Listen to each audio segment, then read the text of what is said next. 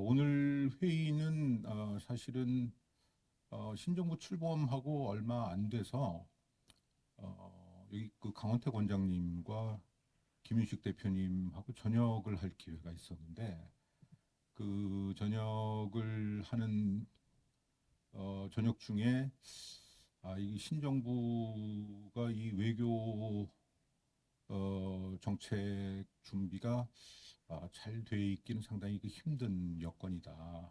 그러니까 12월 3일 그 계엄이 있은 이후에 6월 3일까지 6개월 동안 사실상 외교 공백기나 다름없는 그 기간을 보냈기 때문에 6월 4일 새 정부가 시작이 되면 그동안 밀린 여러 가지 그 현안들을 다 처리를 해야 되는 그런 그 과제를 안고 있는데 그런 속에서 조금 더 장기적으로 한국 그 외교 정책의 미래를 좀 전망을 하면서 전략을 만들어갈 수 있는 그 기회는 굉장히 적기 때문에 그런 차원에서 좀 역할을 세 기관이 공동으로 할 수 있어야 되지 않겠느냐 하는 그런 말씀들을 하셨습니다. 그래서 그때 뭐 저녁 식사 때 나왔던 얘기를 바로 실행에 옮기자라고 해서 한 달여가 지낸 지금 이 시점에서 이렇게 회의를 갖게 됐습니다. 그래서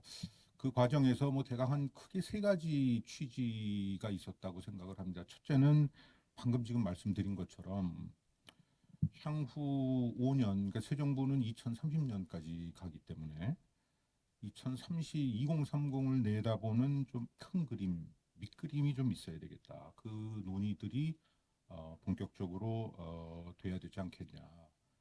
신정부는 그 조기 대선으로 인수위가 없이 출발을 하였기 때문에 준비가 상당히 그 부족한. 따라서 아직까지 지금 새 정부의 어떤 외교 비전이나 슬로건이나 이런 것들을 저희가 잘 듣지를 못하고 있습니다. 실용 외교가 있는데 그것은 외교의 일종의 그 접근법이고 방법론일 뿐이고 우리 대한민국의 앞으로 5년의 외교를 어떻게 끌고 가겠다라고 하는 비전이나 대전략 이런 것들은 사실 지금부터 좀 마련을 해야 되는 그런 현실이죠. 따라서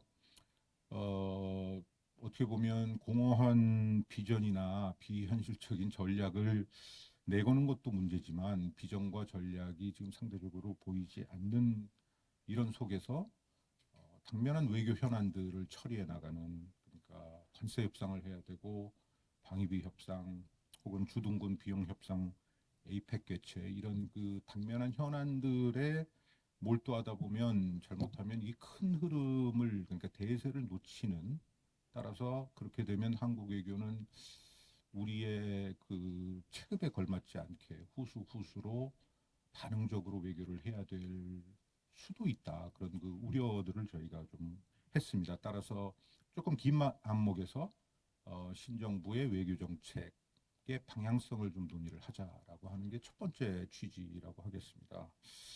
두 번째는 그렇게 외교 정책을 수립하는 데 있어서 이 한국 대한민국의 역할 정체성에 대해서 좀 얘기를 해야 될 필요가 있지 않느냐. 다시 말해서 오늘 이제 복합 위기를 제목에도 이렇게 달려 있는데 이 위기 담론을 많이 얘기를 하고 있습니다. 그래서 그 위기의 중심에는 트럼프 대통령이 있기 때문에 트럼프 대통령이 어떤 전략을 펼치고 있는지 그 전략적 방향성, 의도 이런 것들에 대한 논의들은 이미 상당히 돼 있다고 봅니다. 이것을 계속 얘기를 할 수는 없는 것이고 따라서 대강 정리된 속에서 앞으로는 지금 현재 뜨겁게 논의되고 있는 것은 이 그것이 그 국제 질서나 지역 질서에 어떤 영향을 미치고 있는 것인지 다시 말해서 안보 질서, 경제 질서 그리고 그 기저에 있는 첨단 기술 질서가 어떻게 변화를 하고 있는지에 대한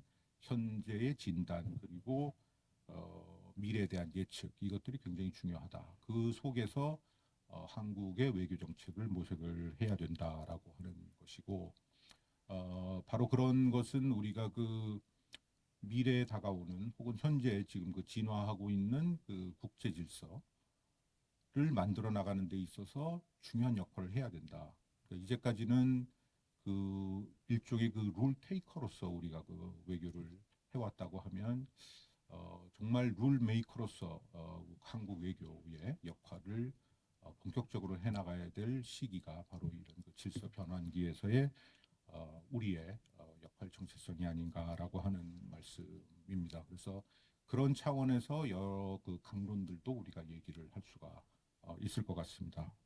그리고 마지막으로는 그날 저녁 식사에서도 나왔던 얘기입니다만 이 초당적 외교 정책과 관련된 문제입니다.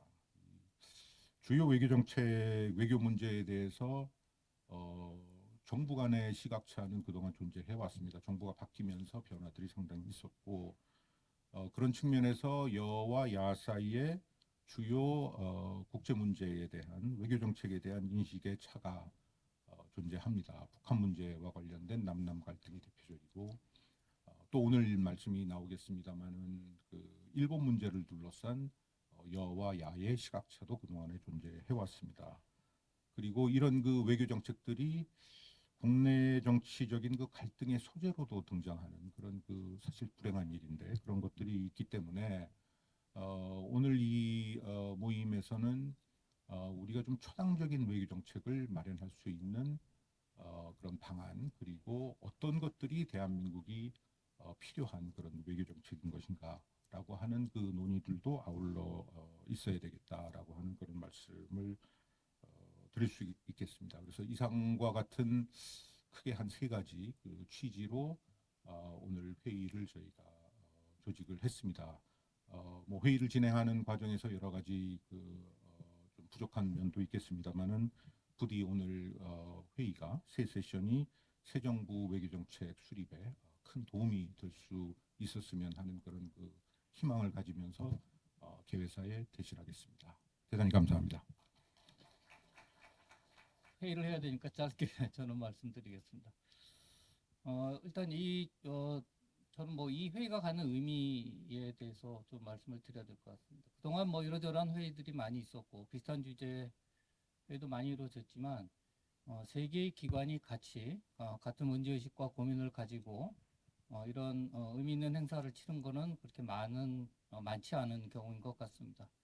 그래서 저는 이번 회의의 가장 중요한 의미는 그동안 오랫동안 우리나라의 국가 전략이나 미래 이런 것에 대해서 고민해오고 연구 활동을 해왔던 이런 세 개의 기관이 같이 힘을 합쳐서 이런 의미 있는 자리를 마련할 수 있게 됐다는데 이번 행사에 큰 의미가 있다고 생각을 합니다.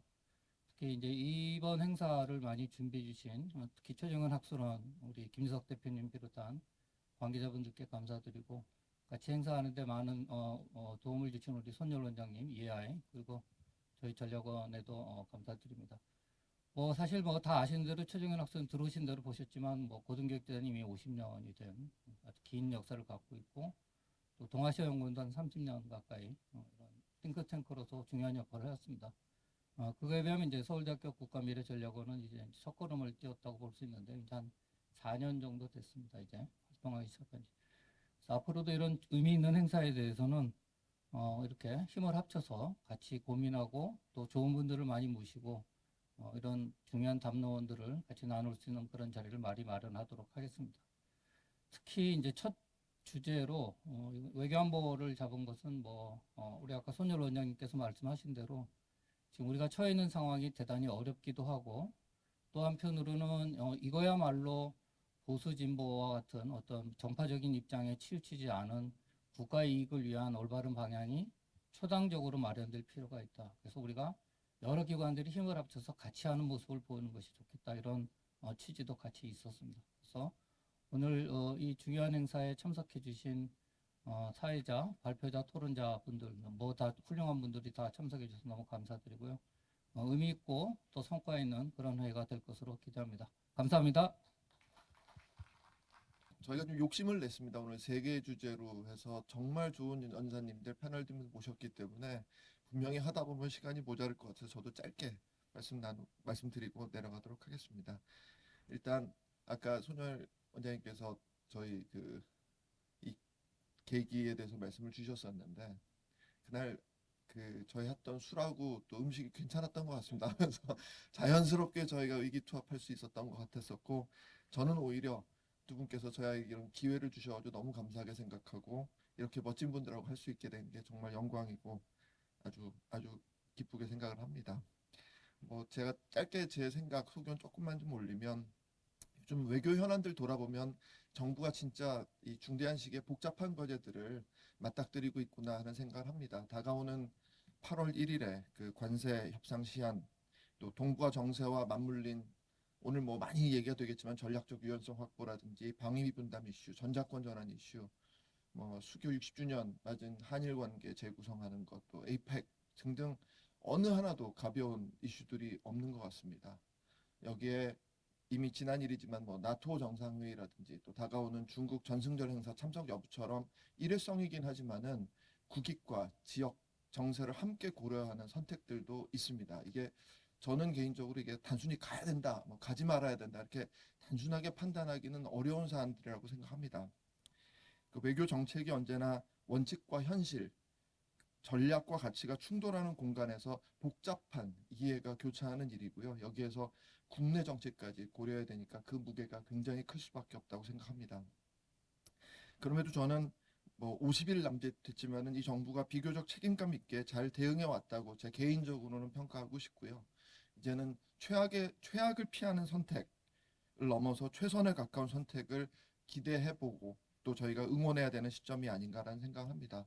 오늘 이 자리에 참석하신 토론자, 참석자 여러분께서도 그런 문제의식을 공유하시라 믿고 외교 안보의 복합성과 긴장을 외면하지 않되 균형 있는 시각과 또 애정을 가지고서 현실적이고 전략적인 논의가 이루어질 수 있으면 좋겠습니다. 오늘 발표자, 토론자 그리고 사회자 면면을 보시면은 이미 오늘 포럼에 진짜 꽤 큰 기대를 가지고 많은 분들께서 오셨을 것으로 믿습니다. 저는 이제 며칠 전부터 이분들께서 정성껏 준비하신 자료들을 열심히 숙독을 해봤고요. 그 결과 오늘 그 기대에 충분히 부응하리라고 저는 개인적으로 확신합니다. 귀한 시간을 조금이라도 더 확보해드리기 위해서 저는 여기서 마치도록 하겠고요. 오늘 다시 한번 함께 해주신 여러분들께 깊이 감사를 드리겠습니다. 고맙습니다. 한미동맹 현안 관련돼서 좀 말씀드릴 건데요.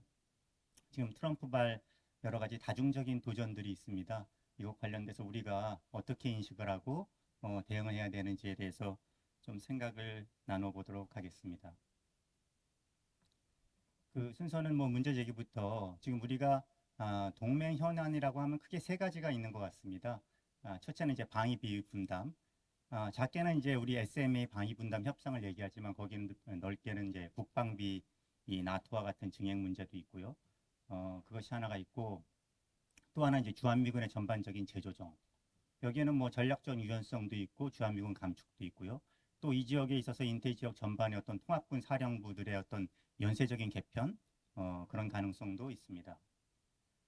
그리고 이제 이것과 다 맞물리는 건데 이제 전자권 전환 문제가 있죠.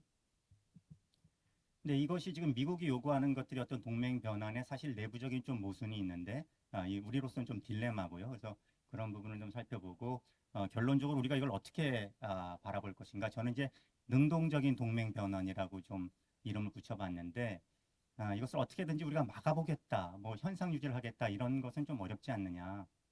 앞으로는 좀 이 불가피한 현실은 현실대로 인정을 하고 또 어디까지는 이런 변화가 우리한테 분명히 도전이 되는 건 분명하지만 어떤 기회적인 측면도 있지 않느냐 이런 차원에서 우리의 주도적인 그런 동맹 변환의 어떤 자세도 갖출 필요가 있다라고 생각이 듭니다.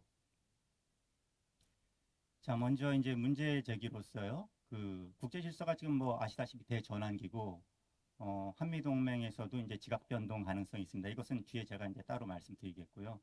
말씀드린 동맹 3대 현안도 그렇고요. 여기까지 국내에서는 약간 패키지 딜 얘기가 많이 있었던 것 같습니다. 그러니까 이 뭐 관세 문제부터 시작해서 동맹 현안들도 여러 가지가 있는데 좀 주고받기식 협상을 하자. 우리가 지킬 것은 뭐고 또 양보할 수 있는 건 뭐고 또 미국한테 요구할 건 뭔가 뭐 이런 생각들이 좀 있었는데 물론 이제 전체적인 큰 틀에서 그렇게 접근할 수는 있겠죠. 근데 저는 그 패키지 딜로 접근한다고 해서 이 어려운 문제가 자동적으로 풀릴 수 있는 건 아니다. 라고 생각이 듭니다. 무슨 말씀이냐면 사실 내용적으로 들여다보면 어떤 이슈도 우리가 그렇게 우선순위를 정해서 지금 나와 있던 현안들 중에 중요한 것, 덜 중요한 것을 나눠서 어떤 것들은 양보할 수 있고 이렇게 사실은 이렇게 구분하기조차도 좀 쉽지 않다.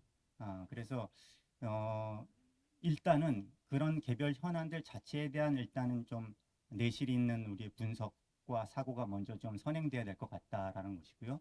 네, 그런 바탕 위에서 나중에 한번 패키지들은 그 차후의 문제가 아닌가 이런 생각이 듭니다. 제가 제목에서도 삼중 도전이라고 했던 거는 이런 겁니다. 그러니까 미국이 지금 이 세계 전략이 변화하면서 대한반도 방위에 대한 커미트먼트는 좀 약화되고 있는 거 분명하지 않습니까? 그러면서도 또 우리로서는 주한미군의 전략적 유연성이라든지 이런 주제가 제기되면서 어떤 미중 연루의 위험은 또 반대로 증가하는 것이고요.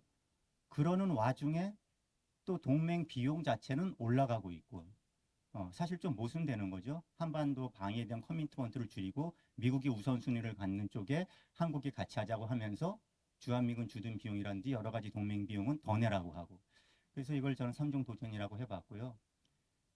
특히나 이제 여러 가지 이슈들 하나하나도 문제지만 이 근본적인 지금 동맹의 도전은 기본적으로 동맹이 토대로 하고 있는 위협 인식, 공통된 위협 인식과 어떤 전략 방향에 대해서 한미 간에 좀 이견이 좀 커지고 있는 것이 아닌가 이런 것이 이제 중요한 문제라고 보고요. 그래서 이런 것을 짚어보면서 우리가 좀 더 전향적으로 적극적으로 대응하는 방안을 한번 말씀드려 보겠습니다. 아까 세 가지 현안이라고 했는데 첫 번째 이제 비용 압박과 전가죠. 이제 뭐 나토에서도 합의했듯이 국방비 GDP 대비 이제 5%로 이제 상향한다 이런 비슷한 어떤 것들이 이제 한국한테도 적용될 경우의 문제인데요. 사실 이게 현실적으로 따져보면 거의 좀 실현 불가능한 숫자죠. GDP 5%라는 것은. 지금 우리가 2.33%거든요. GDP 대비. 예, 그러니까 이게 2배 이상 늘어나야 되는 건데 우리 국방비가 지금 정부 재정, 총 재정에서 차지하는 비중이 한 10% 정도 됩니다. 근데 이렇게만 맞추면은 2배 이상 돼야 돼요. 사실 거의 불가능하죠. 정부 재정 좀 아시는 분은 아시겠지만 대부분 경직성 경비, 준경직성 경비 줄일 수 있는 것이 그렇게 많지 않거든요. 그래서 국방비 이참에 좀 늘리고 국방력을 강화하는 것은 좋지 않냐 이렇게 생각할 수도 있지만 생각보다 우리 정부 재정에서 그렇게 움직일 수 있는 룸은 많지 않다. 물론 이제 5%가 그대로 적용되지는 않겠고 나토가 했던 것처럼 예를 들어서 뭐 순수 국방비 3.5, 나머지 범 안보 비용 1.5 뭐 이렇게 할 수는 있겠지만 그것조차도 그렇게 쉬운 것은 아니다라는 거고요. 특히 저는 여기서 조금 우리가 생각해 봐야 될 것이 나토에 적용됐으니까 그래 아시아 동맹에도 적용될 수 있겠구나라고 그냥 쉽게 생각하기보다는 한번 우리가 나토와의 한미 동맹의 차이를 생각해 보는 것도 중요할 것 같습니다.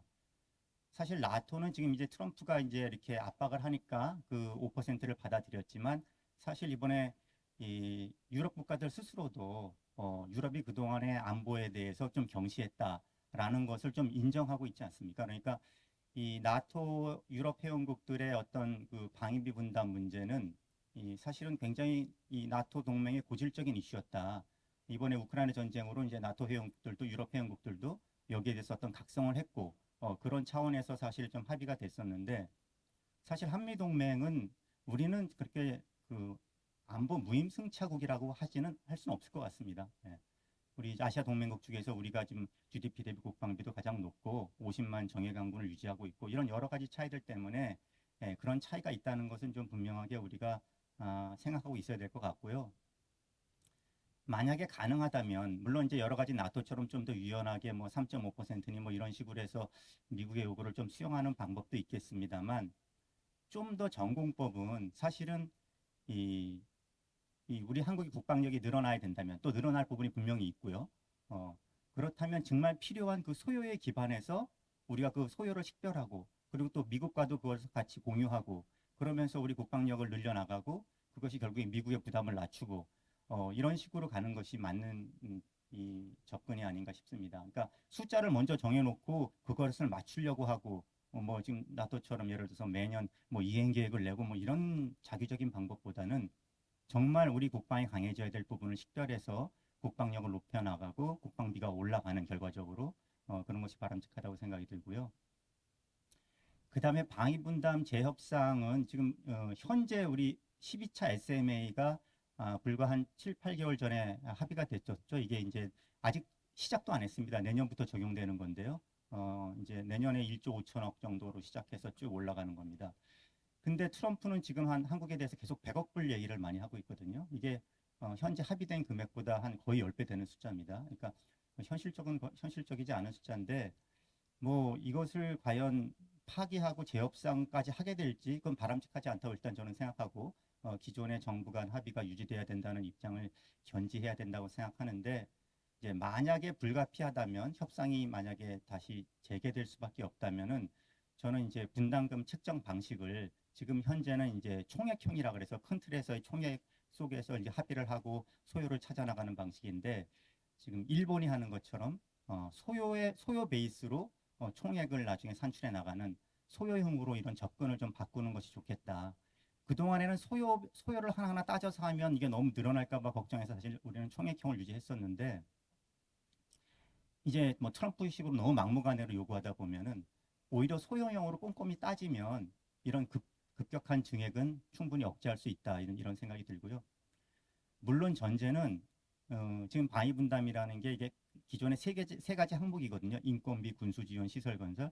그 항목 외에 신규 항목이 생기지 않는다는 전제하에 말씀드리는 거고 지금 아마도 만약에 미치게 방위 분담을 얘기한다면은 저 기존의 틀이 아니라 이것을 벗어나서 신규 항목을 요구할 가능성이 있겠죠. 그러니까 연합훈련이라든지 전략자산 전개 이런 비용까지 이제 한국에서 부담을 해라 이제 이런 것이 나올 수가 있겠습니다. 저기 뭐 비완비 폭격기라든지 뭐 항모 전단이 왔을 때 저건 뭐 1시간 폭격기는 1시간당 비용이고요. 저 650만 불, 700만 불 되는 거는 하루 운용 비용인데 보통 한 번 오면 뭐 항모 같은 경우에 한 열흘 정도 왔다 갔다 하니까 저것도 이제 엄청난 비용이죠.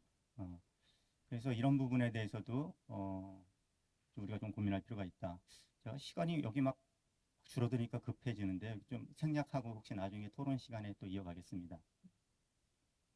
두 번째 이슈는 이제 주한미군 조정입니다. 이건 여러 가지가 있는데 간단하게 이것도 말씀드리면 주한미군 뭐 그 월스트리트저널에 나왔었죠. 한 4,500명 정도 감축 이제를 검토하고 있다고 미국 방부에서.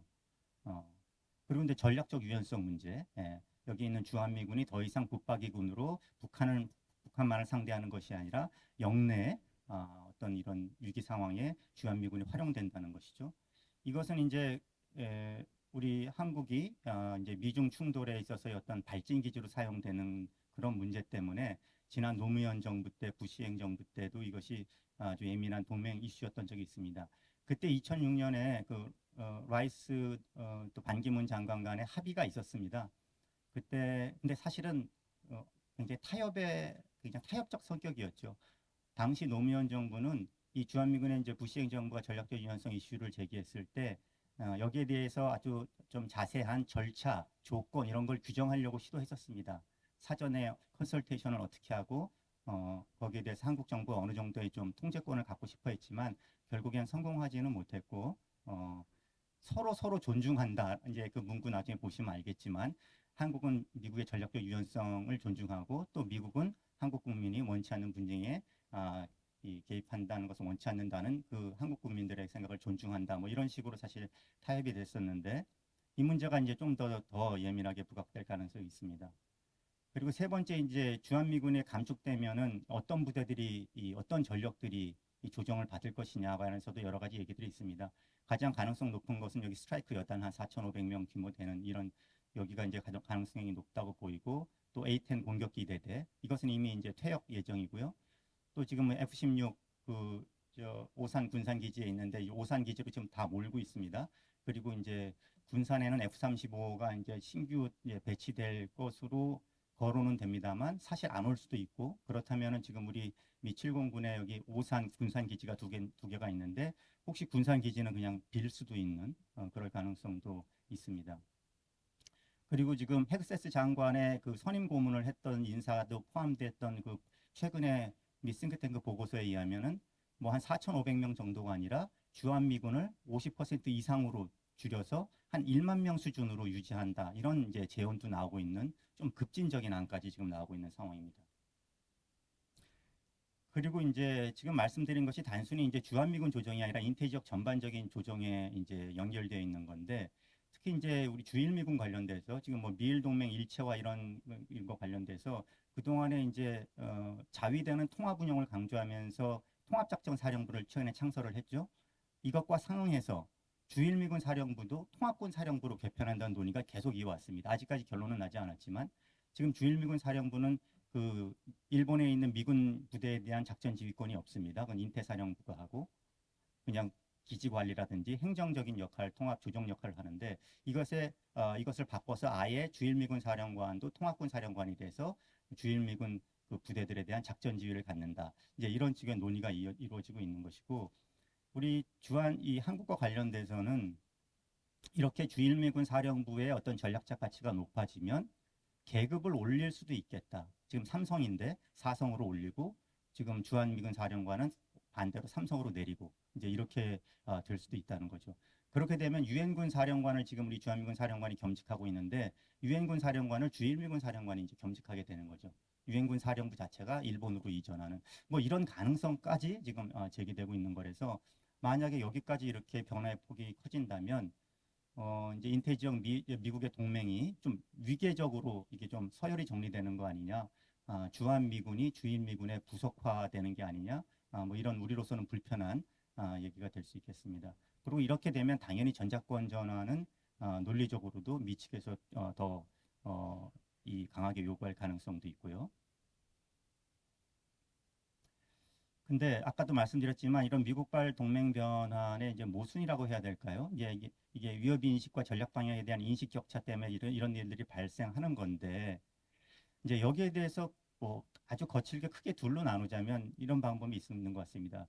그러니까 이 동맹이 이완되는 거 아니냐, 균열이 좀 생기는 거 아니냐, 이런 거에 대한 우려 때문에 이걸 어떻게든지 좀 최소화하고 막기 위해서 제언들이 나오고 있는 건데, 우리가 어느 정도 양보를 해야 된다. 방위 분담 이런 것도 어느 정도 더 증액의 요구에 좀 응해 준다든지, 또는 전작권 전환도 미 측이 원하지만 어느 정도 이것을 계속 연기해서 한미 연합 태세 또 미군 사령관이 유지되면서 어느 정도 이 한미 동맹의 어떤 제도적인 이 연결 자체가 좀 느슨해지는 것을 막아야 된다.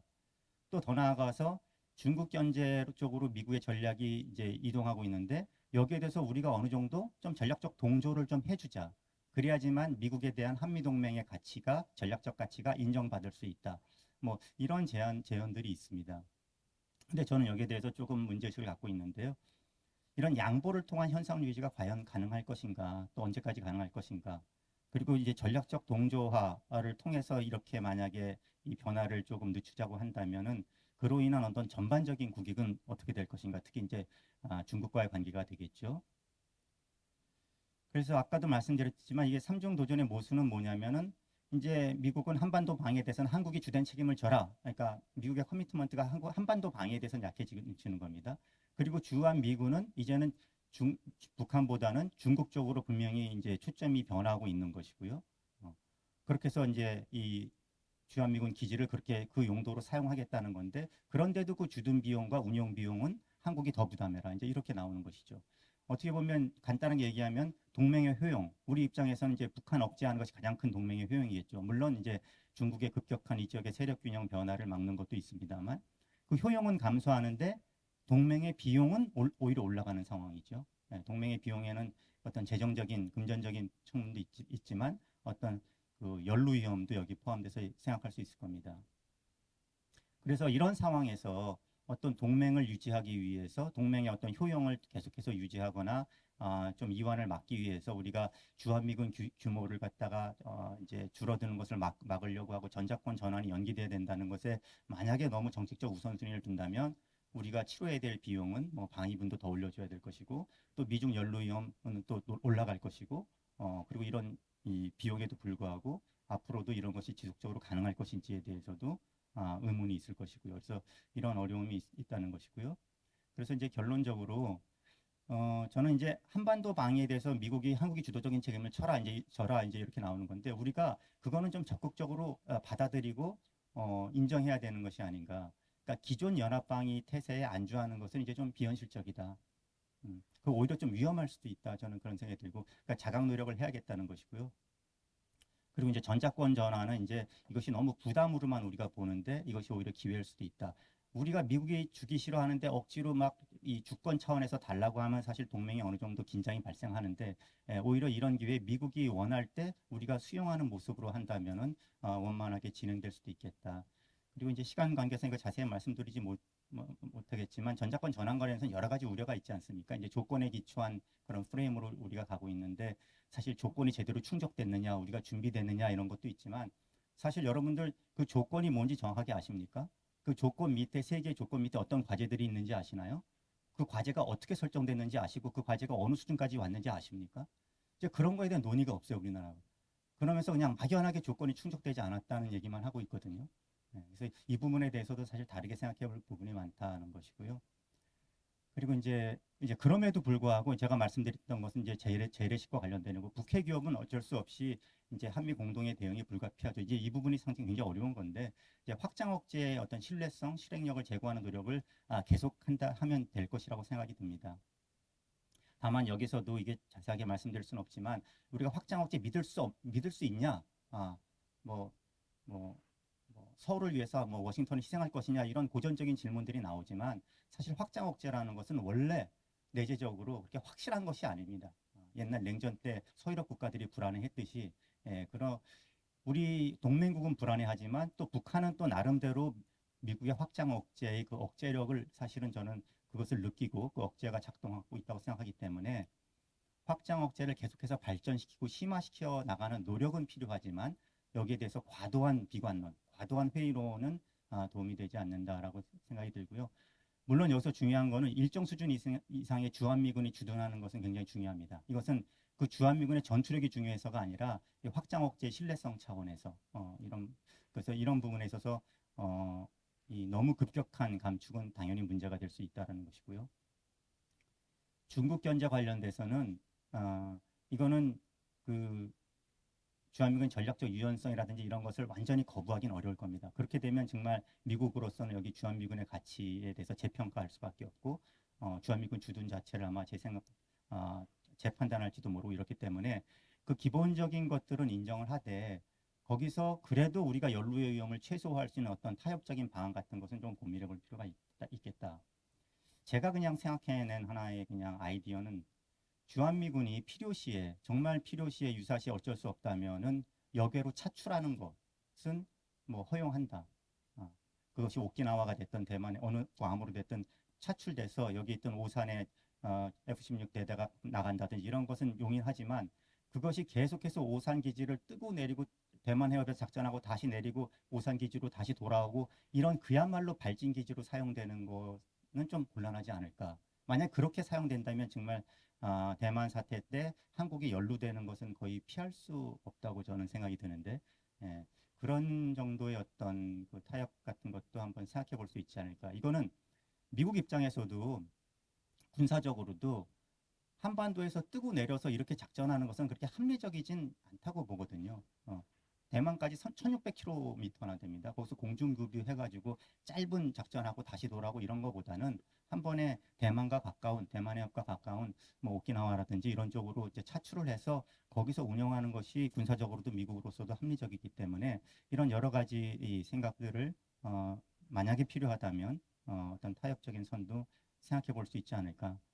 그리고 이제 그 더 근본적으로는 이제 이런 중국 견제 관련돼서는 우리 내부의 생각이 이제 어떻게 정리되느냐가 문제겠죠. 우리한테 과연 중국이 뭐냐? 거의 미국이 생각하듯이 정말 우리한테도 위협으로 이제 우리가 중국을 볼 거냐, 아니면 어떤 챌린지 수준으로 볼 거냐, 뭐 이런 거는 이제 또 다른 하나의 그냥 이 논의가 될 것이고요. 그래서 뭐 정리하겠습니다.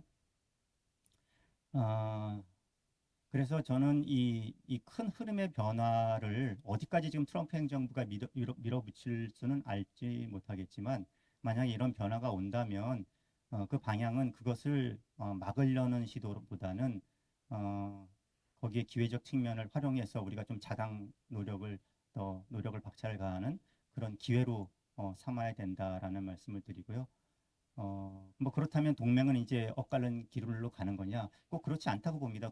한미 동맹에 그래도 여전히 공통 분모는 있고 이것을 이런 토대를 기초로 계속해서 유지되고 발전해 나갈 부분은 분명히 있다고 봅니다. 북한 핵을 억제해야 되는 거 한미 공동의 이익이고요. 그래서 동북아 핵 도미노를 막아야 되는 거. 그리고 이제 한반도가 안정을 유지하는 것. 그래서 또 영내 세력 균형이 급격하게 변화되는 것은 뭐 미국은 물론이고 우리로서도 또 사실 원치 않는 바고요. 또 그를 위해서 확장 억제가 계속해서 유지되고 심화되고 또 주한미군이 그에 따라서 어느 정도 일정 수준 이상은 지속 주둔하는 거 이런 것에 대해서는 한미가 공통의 이해관계가 있고 그렇기 때문에 이것을 바탕으로 우리가 앞으로 얼마든지 발전시켜 나갈 수 있다라는 어떤 그 현실 인식, 자신감을 바탕으로 이런 변환에 대해서 우리가 좀 더 좀 능동적으로 대응하자라는 말씀으로 마치겠습니다. 네, 감사합니다.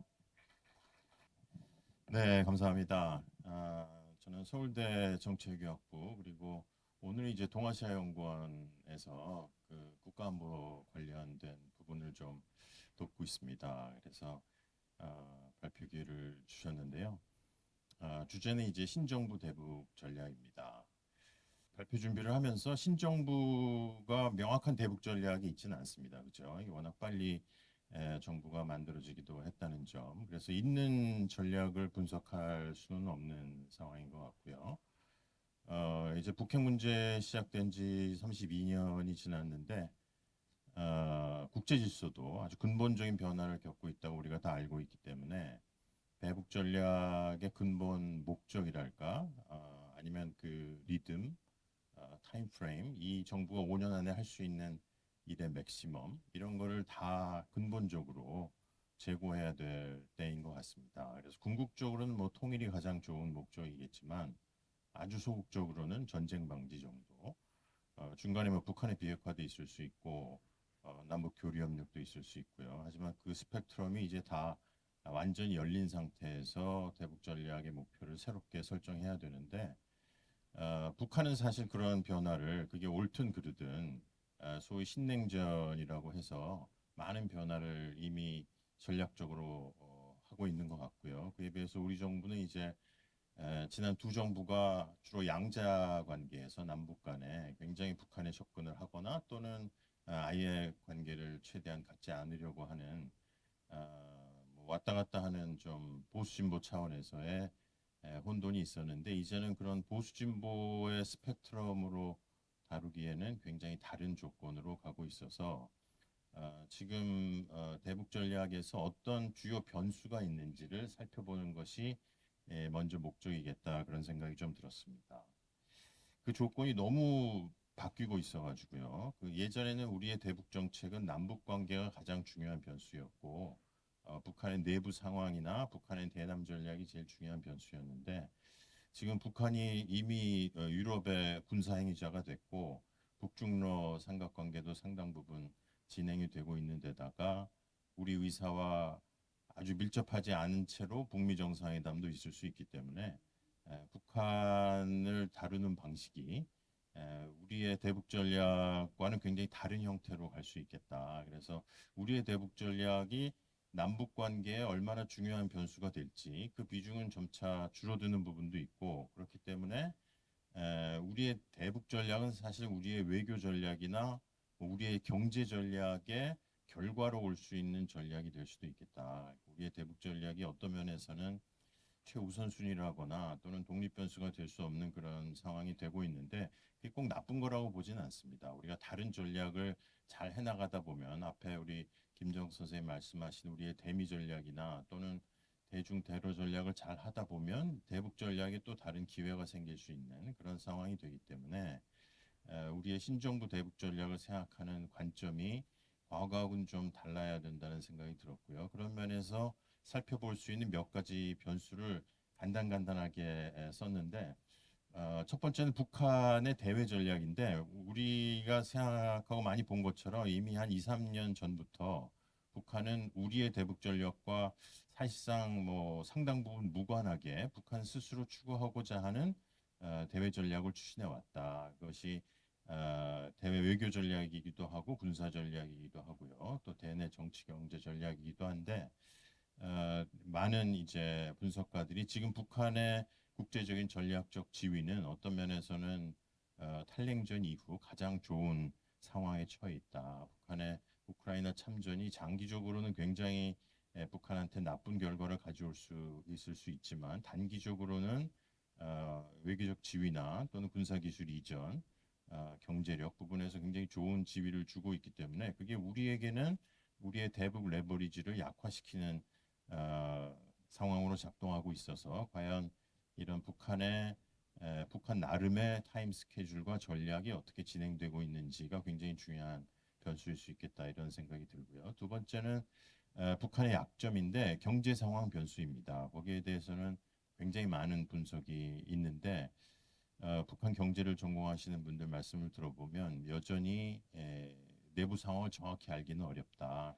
이제 올해 5개년 계획이 마감되면서 전반적인 평가가 있을 거로 보이지만 작년 올해 들어서 이제 북한의 여러 경제 지표들, 특히 환율이나 식량 값에 대한 변화는 거의 탈냉전 이후에 가장 큰 폭의 상승세를 기록하고 있는데 그것이 북한 경제의 불안정을 나타내는 것인지 아니면 이제 작년부터 시작된 국가의 통제하에 유지되는 배급 경제나 경제 상황 변화의 한 단면인지를 판단하기에는 아직 이르다.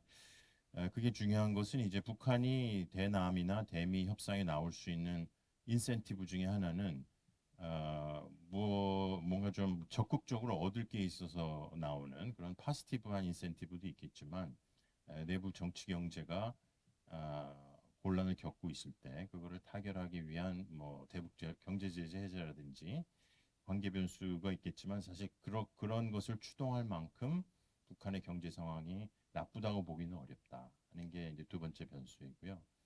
세 번째는 러시아 변수인데 많은 분석이 있었습니다만 북러 간의 경제 교역은 뭐 거의 10배 가까이 증가했지만 절대 액수로 보면은 특히 북중 무역에 비해서는 아주 미미한 수준이고 러시아가 중국을 대신해서 북한의 경제를 해결해 주기에는 굉장히 어려운 뭐 탈북자 인터뷰도 좀 해봤는데요. 러시아가 주는 밀 같은 거 그것이 북한 경제 상황과 딱 맞지 않기 때문에 특히 국가 배급 형태로 그게 직접적인 도움이 되지는 않는다. 반면 이제 전략적인 효과 이게 지금 북한이 추구하는 여러 가지 첨단 무기 기술일 수도 있고 또 작년 동맹조약 8조인가요 보면 AI나 이런 첨단 기술 이전 조항도 있기 때문에 그런 군사 기술 부분에서의 러시아의 도움이 주관적으로라도 북한의 전략적 계산에는 굉장히 작용을 할 수 있겠다 그런 생각이 들었어요. 그런 면에서 지금 김정은 체제는 북러 협력으로 단기적으로는 굉장히 강화되고 있다는 판단을 북한이 내릴 것이라고 생각해 볼 수 있을 것 같습니다. 북미 정상회담도 뭐 반드시 열릴 것이다 이런 관측이 다수인 것 같고요. 트럼프 이후 미국의 대통령은 김정은과 북미 정상회담할 가능성은 거의 없을 것 같습니다. 그렇죠? 미국 대통령 중에 지금 앞으로 닥칠 굉장히 많은 외교 사안에서 북미 정상회담을 굳이 하려고 하지는 않을 거기 때문에 우리로서는 이제 굉장히 중요한 기회이자 경계 요인이기도 한데 과연 이제 북미 정상회담이 미국이 원하는 형태로 열릴 것이냐. 근데 열리고 결과가 있더라도 그렇게 한반도 문제 전체를 해결하는데 큰 도움이 될 가능성이 높지는 않다 그런 생각은 듭니다. 이 주관적인 생각인데요. 북한도 지난 1기 행정부 때 트럼프 대통령하고의 정상회담에서 김여정 남아였나요? 트럼프 대통령은 굉장히 우호적이지만 결국 미국 전체가 대북관을 바꾸지 않으면 정책 성과가 없었다 이런 평가를 내리고 있고 트럼프 대통령도 여태까지 해온 6개월간의 대외 정책을 보면 각 지역의 안보 문제를 근본적으로 해결하기보다는 저는 이제 브로커라는 용어를 썼는데 예전에는 이제 뭐 스테빌라이저나 밸런서나 뭐 미디에이터 이런 역할을 했지만 이제는 미국의 단기적 이익을 좀 더 앞세우고 지역의 전체적인 안보 구도에 대한 관심은 상대적으로 좀 적은 그런 단기적인 미국 이익 중심의 협상 타결형의 외교를 추구해 왔기 때문에 그런 면에서 북미 정상회담이 열리더라도 양국의 이익 구조상 우리가 원하는 형태, 아까 선생님 말씀하신 한반도 방위라든지 한반도 안정을 위한 타결이 있기는 쉽지 않을 것 같고 더 문제는 그게 그렇게 안 됐을 때 마치 하노이 실패 이후에 굉장히 많은 후속 그 어려움이 있었듯이 실패 시 파급 효과라고 쓴 부분인데요. 그건 뭐 완전한 추정이긴 한데 북핵에 대한 이제 더 이상 북핵을 해결할 수는 없지 않겠느냐라는 회의론이 증가하거나 또 미국의 영향력도 약화되고 그 과정에서 이제 우리 우려하는 그 트럼프 대통령의 접근법에 대한 한국의 실망이나 뭐 부정적인 반응도 있을 수 있을 것 같고요. 뭐그 이후에 북한이 핵실험을 할 수도 있고 등등. 그래서 우리 입장에서는 그 신정부 5년 임기 내에 이제 트럼프 대통령 임기와 다음 대통령, 미국 대통령의 임기가 있을 텐데 그거를 좀 총괄적으로 보고 북미 관계의 변화를 살펴볼 필요가 있겠다 그런 생각이 들고요. 대북 군사 억제 태세 변수는 아까 우리 김 박사님께서 잘 말씀해주신 그런 부분입니다. 그래서 어, 우리의 대북 정책은 궁극적으로는 아주 강력한 좀 더 장기적인 대북 군사 태세가 중심이 되어야 그 위에 북한에 대한 뭐 인게이지먼트나 외교가 성립할 수 있는데 우리의 대북 억제력을 규정하는 변수가 이제는 중국이라든지 또는 미국의 대중 전략 아까 대만 말씀하셨는데 그거에 따라서 결정되기 때문에 이게 남북 간의 양자 관계에서 우리의 대북 태세가 결정되기 어려운 그리고 이제 러시아와 북한의 관계인데 그것도 우크라이나 전쟁의 전망에 따라서 또 다르고 또 유럽 변수도 있고 그런 면에서 우리의 대북 태세를 결정하는데 우리가 자주적으로 가는 게 물론 중요하긴 하겠지만 그 전에 해결해야 될 변수들이 굉장히 많아진다 그런 생각이 듭니다. 우리의 전략 환경은 신정부가 등장해서가 아니라 변화하는 세계 질서와 북한의 대외 전략의 변화 속에서 굉장히 새로운 환경을 맞이하고 있다는 생각이 들고요. 이미 맞이했는데 우리가 잘 대처를 해왔느냐 하는 문제인 것 같습니다.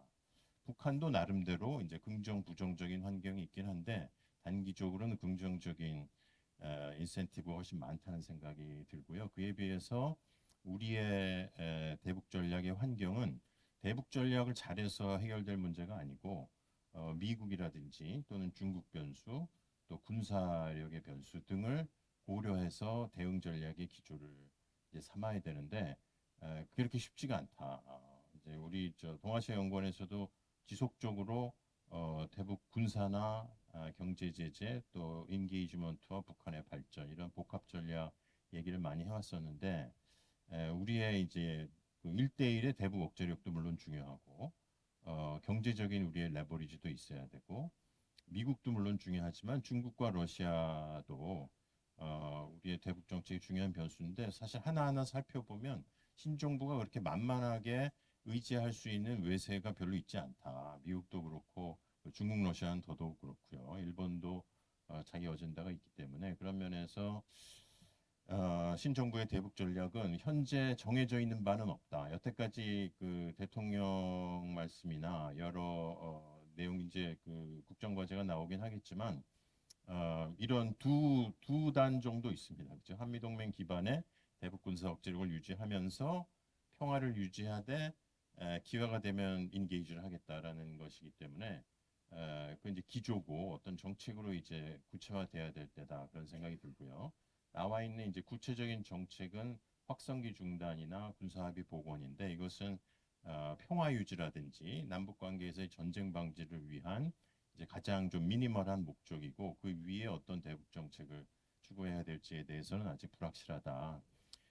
그런 면에서 이제 우리가 꼭 생각해야 될 이제 각각의 요인이고 이 요인들을 이제 하나하나 잘해 나갈 때 대미 정책을 잘하고 이제 중로 변수를 잘 관리하고 특히 지구적인 이제 그 억제 체제의 변화, 그러니까 미국이 전 세계적인 디터런스 포스처가 약화되면서 각 지역별로 아주 오래된 지역의 숙적 관계가 군사화되고 전쟁으로 화하는 과정에서 핵 확산도 약화되고 뭐 전쟁의 문턱도 낮아지고 심지어는 이제 핵 전쟁의 논의까지 되고 있는 그 안보 상황 전체가 북한의 여러 대남 전략이든 또는 군사 전략에 영향을 미칠 수밖에 없기 때문에 우리로서는 대북 정책을 추진해 갈 때 변화하는 국제 변수나 주변국 변수를 생각해 볼 수밖에 없다. 그런 면에서 우리 신정부는 이제 전략 목표를 재설정할 굉장히 이제 근본적인 단계인 것 같아요. 마치 93년에 북핵이 처음 나오고 나서 우리가 이제부터 뭘 해야 되느냐라는 거를 처음 생각할 때처럼 완전히 바뀌는 국제 질서 속에서 북핵도 물론 하나의 아이템이 되겠지만 우리의 대북 관계를 북한은 이미 적대적인 두 국가론이라고 정리를 했기 때문에 뭐 지금 통일부 명칭 논쟁에서 나오듯이 이게 비단 명칭 문제가 아니고 급변하는 국제 질서 속에서 우리가 남북 관계를 어떻게 설정할 것인지에 대한 좀 종합적인 논의가 필요한 상황이고 우선순위가 굉장히 중요하다. 지금 그 트럼프 정부도 그 프라이어타이제이션이라고 그래서 우선순위를 근본적으로 재설정하는 논의를 하고 있는데 우리도 이 전체 외교 정책 속에서 대북 정책의 순위가 어느 정도인지 대미 전략이 더 중요한 건지 이게 병렬하기에는 이제 각 대외 전략의 아이템별 우선순위가 굉장히 달라지는 상황이라는 거죠. 그리고 대북 정책 내에서의 패키지도 다시 구성해 볼 필요가 있다. 그런 면에서 여태까지 해왔던 진보 보수 정권의 여러 정책들이 있었지만 그거를 잘 종합해서 뭐 여러 번 그 보고서도 쓰곤 했습니다만은 그런 요소들이 잘 복합된 전략의 논의를 시작을 해야 된다. 그런 말씀으로 일단 토론 시간에 더 좋은 말씀해 주시리라 생각됩니다. 감사합니다. 첫 세션은 이렇게 진행을 하겠습니다. 그 첫 세션 주제에 대해서 국내 대표적인 두 전문가가 일단 짧은 시간이지만 발제를 하셨기 때문에 우선은 형식적으로는 토론으로 되어 있습니다만 또 하나의 아마 발제라고 생각합니다. 지금은 뭐 한영대학 교수로 계시는 홍영표 교수와 저는 뭐 통일부 장관도 지내시고 그래가지고 이론적이나 또 실무적인 면에서 남북한 문제 또는 한국의 그걸 오래 본 홍 교수가 커멘트성 발제를 뭐 10분, 15분 하시고 그 다음 토론으로 들어가기 전에 시간이 되면 제가 조금 시간을 쓰겠습니다. 예, 감사합니다. 한양대학교 홍영표 교수입니다. 네, 좋은 자리에 초청해 주셔서 감사드리고요. 방금 하영선 선생님이 토론이지만 발제라고 했는데 저도 토론자인데 발제문을 달라고 그래서 토론인지 발제인지 약간 헷갈려서 그 중간 어디인가 이야기를 하려고 하고요. 뭐 사실 근데 오늘 우리 김정석 박사님이나 전주선 교수님이 발표하신 내용에 대해서는 뭐 큰 차원에서 다 동의를 하고 뭐 어떤 구체적인 코멘트를 할 사안은 아니라고 봅니다. 다만 그래서 관련해서 제가 또 생각하는 한미 관계 또 남북 관계에 대해서 좀 말씀을 드리려고 하고요. 사실은 이제 그래서 한미 관계는 사실 제 전공 분야는 아니기 때문에 조금 큰 차원에서 몇 가지 문제 제기를 해보고 남북 관계는 조금 더 구체적인 내용을 좀 말씀드릴까 합니다. 앞으로의 그 한미 동맹 전략을 우리 정부가 어떻게 가져가야 될지에 대해서 저는 사실은 김정석 박사님이 발표에서 말씀해 주신 그런 내용 정도면은 뭐 괜찮다 라고 생각을 합니다. 근데 이제 실제로 아마 앞으로 관련된 내용 하나하나 뭐 전작권 문제라든지 방위비 문제라든지 이런 것들에 대해서 이제 아마 정치적으로 굉장히 많은 논란들이 있을 거라고 보고 이제 그런 논란을 어떻게 잘 극복하면서 좀 더 합리적이고 우리 국익에 맞는 그런 정책을 펼치냐가 중요할 거라고 생각을 하는데요. 사실 이재명 대통령께서 그 이번엔 취임사가 아니었지만 하여튼 그 취임사에서 외교 분야에서의 첫 번째 그 말이 국익에 부합하는 실용 외교를 추진하겠다고 했어요. 그래서 제가 그걸 읽고 실용 외교는 이명박 대통령이 굉장히 강조했던 건데 여기서 또 나오네. 그래서 제가 이명박 대통령의 워딩도 찾아봤는데 거의 비슷해요. 이명박 대통령이 했던 건 국익에 부합하는 실용 외교였고요. 이재명 대통령은 국익 중심의 실용 외교였습니다. 그럼 왜 실용 외교가 계속 나올까? 결국은 뭐 사실 윤석열 대통령의 실용 외교와 가치 외교를 같이 얘기했었는데요. 서로 다 이전 정부 결국 진보는 보수 정부가 보수는 진보 정부가 국익 중심의 실용 외교를 하지 않았다라는 그런 판단이 있었기 때문에 취임하자마자 계속 실용 외교, 국익 중심의 실용 외교. 사실 국익 중심의 외교는 당연한 건데, 근데 계속 국익 중심의 실용 외교를 제안하고 있다라는 것은 서로 상대방에 대한 어떤 그런 불신, 상대방은 이념에 기초한 뭐 정치적인 이유에 기초한 외교 정책을 펼치고 있다는 인식을 가지고 있다라는 생각을 해봤고요. 근데 그 문제는 결국 우리 한국 외교가 당면하고 있는 어떤 구제적인 한계, 딜레마와 관련이 있다고 생각을 합니다.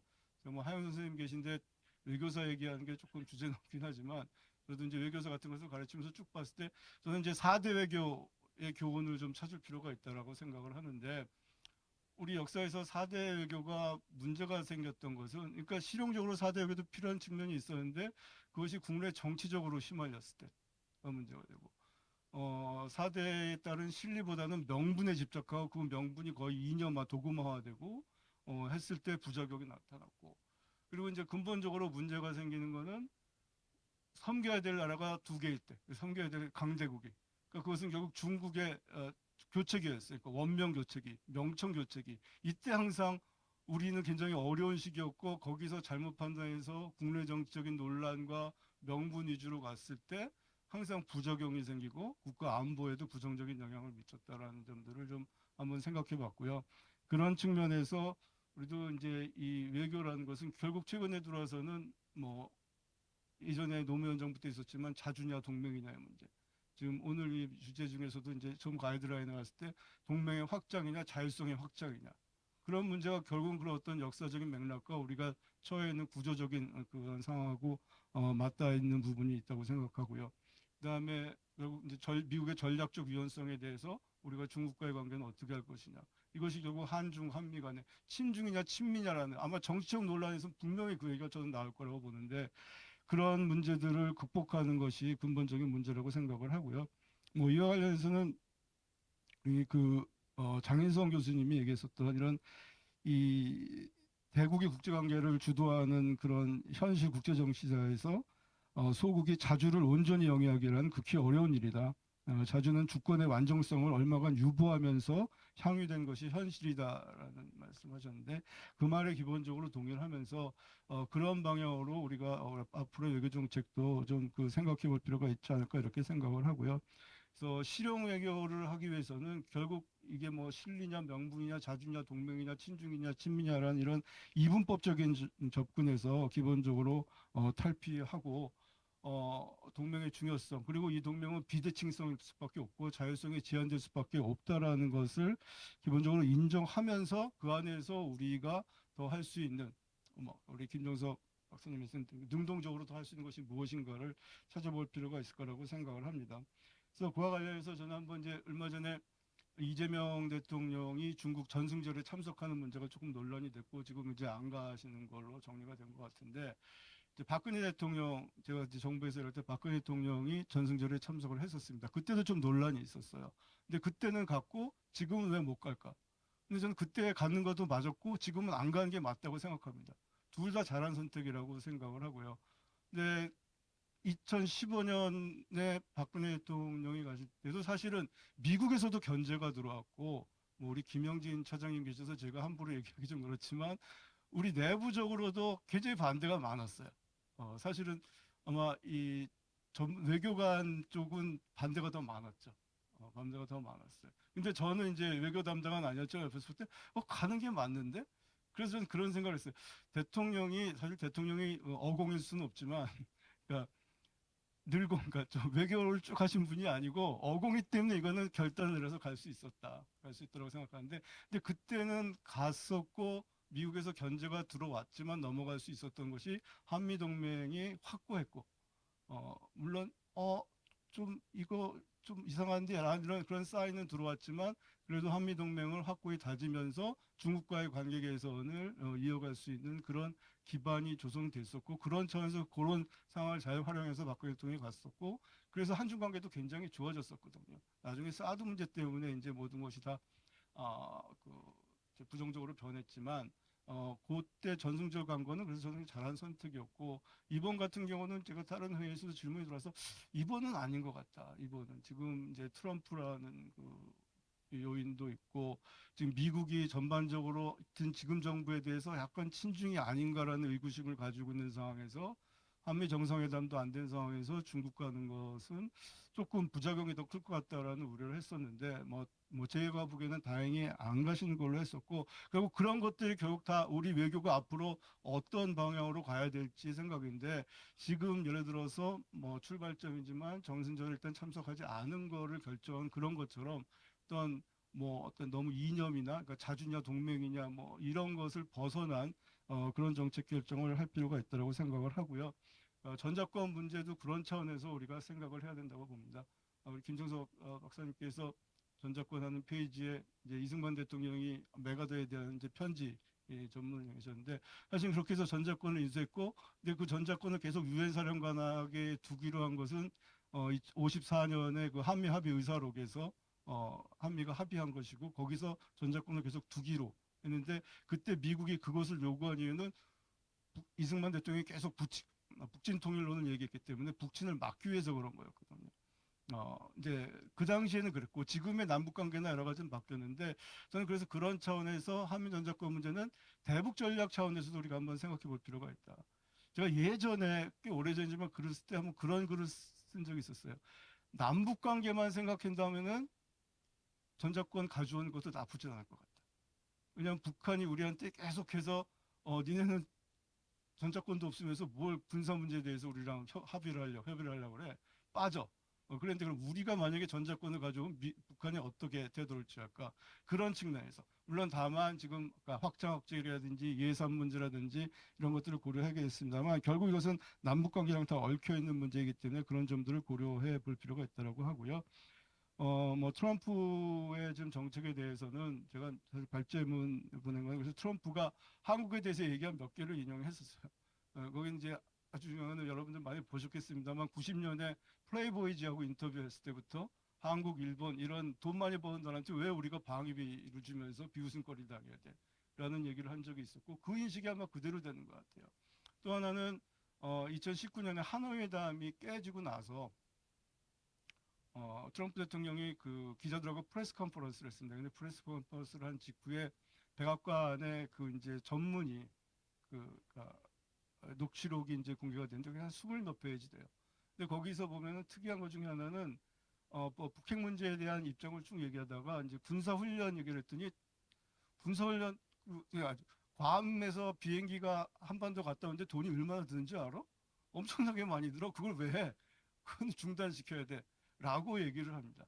그 인식도 지속되고 있을 것이라고 보고 그런 진짜 어떻게 보면은 그런 뭐 거래주의 얘기하는 거래주의적이고 실리적인 트럼프를 어떻게 상대할 것이냐라는 것들이 우리의 고민일 것 같습니다. 그래서 다만 저는 이 부분에 있어서도 트럼프가 예외적인 측면도 있지만 어떻게 보면은 미국의 대외 정책의 지속성도 저는 안고 있다라고 봅니다. 안고 있다라고 보고 한미 동맹도 항상 그 업앤다운이 있었고 좀 그래서 조금 지속성을 가지고 들여다볼 필요가 있지 않나 이렇게 생각을 하고요.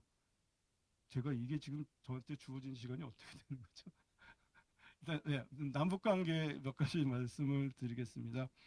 앞에서 지금 그 여러 가지 그 영향 요인에 대해서 전세영 교수님께서 잘 말씀을 해주셨고요. 중요한 거는 김정은이 이제 적대적 두국가론을 들고 나왔는데 이 두국가론은 갑자기 나온 건 아닙니다.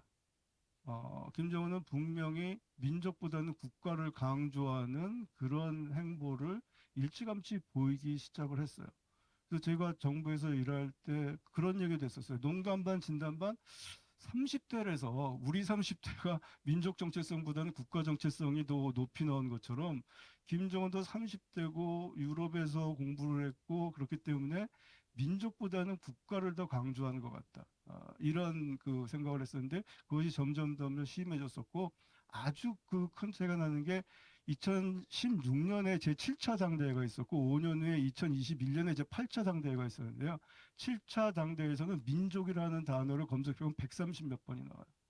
근데 8차 당대회에서는 7번인가 8번밖에 안 나와요. 그것도 무슨 민족 우리끼리 우리 민족끼리 이런 차원이 아니고 그냥 아주 의례적인 그런 표현 차원에서만 나오고, 그래서 이미 그때부터 민족을 지워버리고 국가제일주의를 앞세우기 시작했고, 특히 2017년 11월 달에 핵무력 완성을 얘기한 다음에 국가제일주의가 노동신문에 나타나기 시작했어요. 그래서 그것은 북한의 이 국가를 강조하고 특히 두국가론을 들고 나온 것, 적대적 두국가론을 들고 나온 것은 북한이 핵보유국으로 인정받기 위한 그런 대외 전략과 밀접히 연결이 돼 있다라고 보고 있고, 그런 점을 감안해서 대북 전략도 짤 필요가 있다라고 생각을 합니다. 그래서 그 대북 전략에 대해서도 이제 뭐 실용적 접근이라는 것이 나오는데, 대북 전략에 있어서 실용적 접근의 출발점, 가장 중요한 것은 그렇게 변한 김정은을 제대로 바라보고 있는 그대로 바라보고 전략을 짜는 것이 매우 중요하다고 생각을 합니다. 제가 이 말씀을 드리는 이유는 지금 정부에서 이제 대화 평화를 강조하는데 뭐 그 대화 평화는 당연히 필요한 것인데, 약간 20년 전에 남북 관계를 하셨던 분들이 사실 많이 들어와 있기 때문에 20년 전의 남북 관계, 김정은 시대의 북한에 대한 어떤 기억, 추억, 그때 관례 이런 것들의 기초에서 남북 관계를 다시 만들어 가는 것은 아닐까라는 사실 우려가 좀 들어요. 근데 그렇게 가면은 실패할 확률이 굉장히 크다라는 것입니다.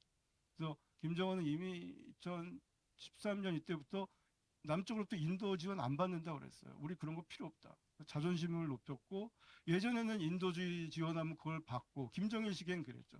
그걸 받고 그때부터 대화가 슬슬 시작되고, 그것이 결국 나중에 다 정상회담으로 이어지고 이렇게 됐는데, 김정은 시기에는 그런 식으로는 안 갔다. 이제 2018년에는 결국 미국과의 관련 때문에 대화가 시작이 된 것이고, 또 지금도 우리가 뭐 하나 주고 선의를 베풀고 하는 그런 차원에서 대화를 만들어 가려고 하면은 이것이 굉장히 꼬이고 북한의 전략에 말려 들어갈 우려가 있기 때문에 그 점을 좀 우리가 잘 주의 있게 봐야 된다고 생각합니다. 예, 마무리하겠습니다. 그래서 일단 좀 북한을 제대로 바라보고 해야 된다는 것이고요.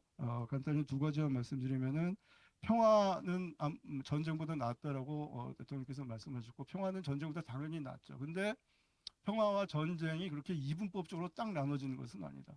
요즘 평화 연구를 보면 no war, no peace 상황에 모든 사회가 처해 있다는 거예요. 그 어딘가에 있다라는 것이지, 평화와 안보가 이렇게 레토릭처럼 딱 잘라지는 것은 아니고, 결국 그것은 안보와 평화를 같이 가지고 가야 되지, 안보와 평화를 자꾸 나눠서 보고 해서는 안 된다는 것이고, 그래서 우리가 안보를 지키면서 안정적인 평화를 위한 그런 노력이 필요하고, 그런 가운데서 우리 대한민국의 안전과 대한민국 국민들의 평화, 이런 것들이 같이 고려될 필요가 있다는 것이고요. 평화를 위해서는 대화가 필요한데, 대화가 목적이 돼서는 안 된다. 평화가 목적이고, 평화를 위해서 대화는 수단이고, 평화를 위한 수단에는 또 대화 말고도 여러 가지가 있을 수가 있다는 것이고요. 그 다음에 대화를 위해서는 유인책뿐만 아니라 억제책도 필요하다고 생각해요. 그러니까 뭐 아주 쉽게 당근과 채찍이 다 필요하다는 얘기죠. 북한이 원하는 것을 준다고 해서 북한이 대화가 나오는 것은 아니거든요. 저도 대화를 찾아보는데 대부분 북한이 자기네가 뭔가 분리하고 풀어야 될 게 있을 때 오히려 대화에 나오는 경우도 있습니다. 근데 유인책만 자꾸 주다 보면은 결국 또 북한한테 끌려갈 우려가 크기 때문에, 물론 유인책도 필요하지만 압박책, 북한이 나오지 않을 수 없는 그런 상황을 만들 필요가 있다는 것이고요. 토론 종료가 갑자기 10분이나 남았다고 그러는데 마무리는 하겠습니다. 그 다음에 대화를 하는데 이런 그 유인책 지금 뭐부터 할 것인지 통신선 여는 문제 이런 몇 가지 현안들이 있는데요. 통신선 같은 건 사실 이제 열리는 게 당연한 것이고, 근데 저는 대화를 준비할 때 가장 중요한 것은 호칭 문제라고 생각합니다. 그래서 저도 현장에서 대화를 해본 경험으로서, 만약에 북미 대화가 시작이 되고 어떤 그 계기를 통해서는 남북 대화가 시작이 된다고 할 때, 북한은 두국가론을 유지하면은 그럼 조선민주주의인민공화국으로 불러라라고 요구를 할 거예요. 그러면은 우리는 그것을 받아들일 것인지. 우리가 몇 번 도울 테니까 한 30초 내에 마무리였어요. 예, 그런 부분. 그러니까 대화를 어떤 수준에서 하고 어떤 명칭을 쓰고 하는 것들을 전략적으로 좀 세워놔야지 실제 대화의 계기가 왔을 때 저희가 좀 더 쉽게 풀어나갈 수 있을 거라고 생각합니다. 예, 마무리하겠습니다. 예, 두 분 발제하고 홍 교수 토론이 있었습니다. 그 첫 라운드 자유로운 좀 토론하기 전에 그 약간의 역할을 하겠습니다.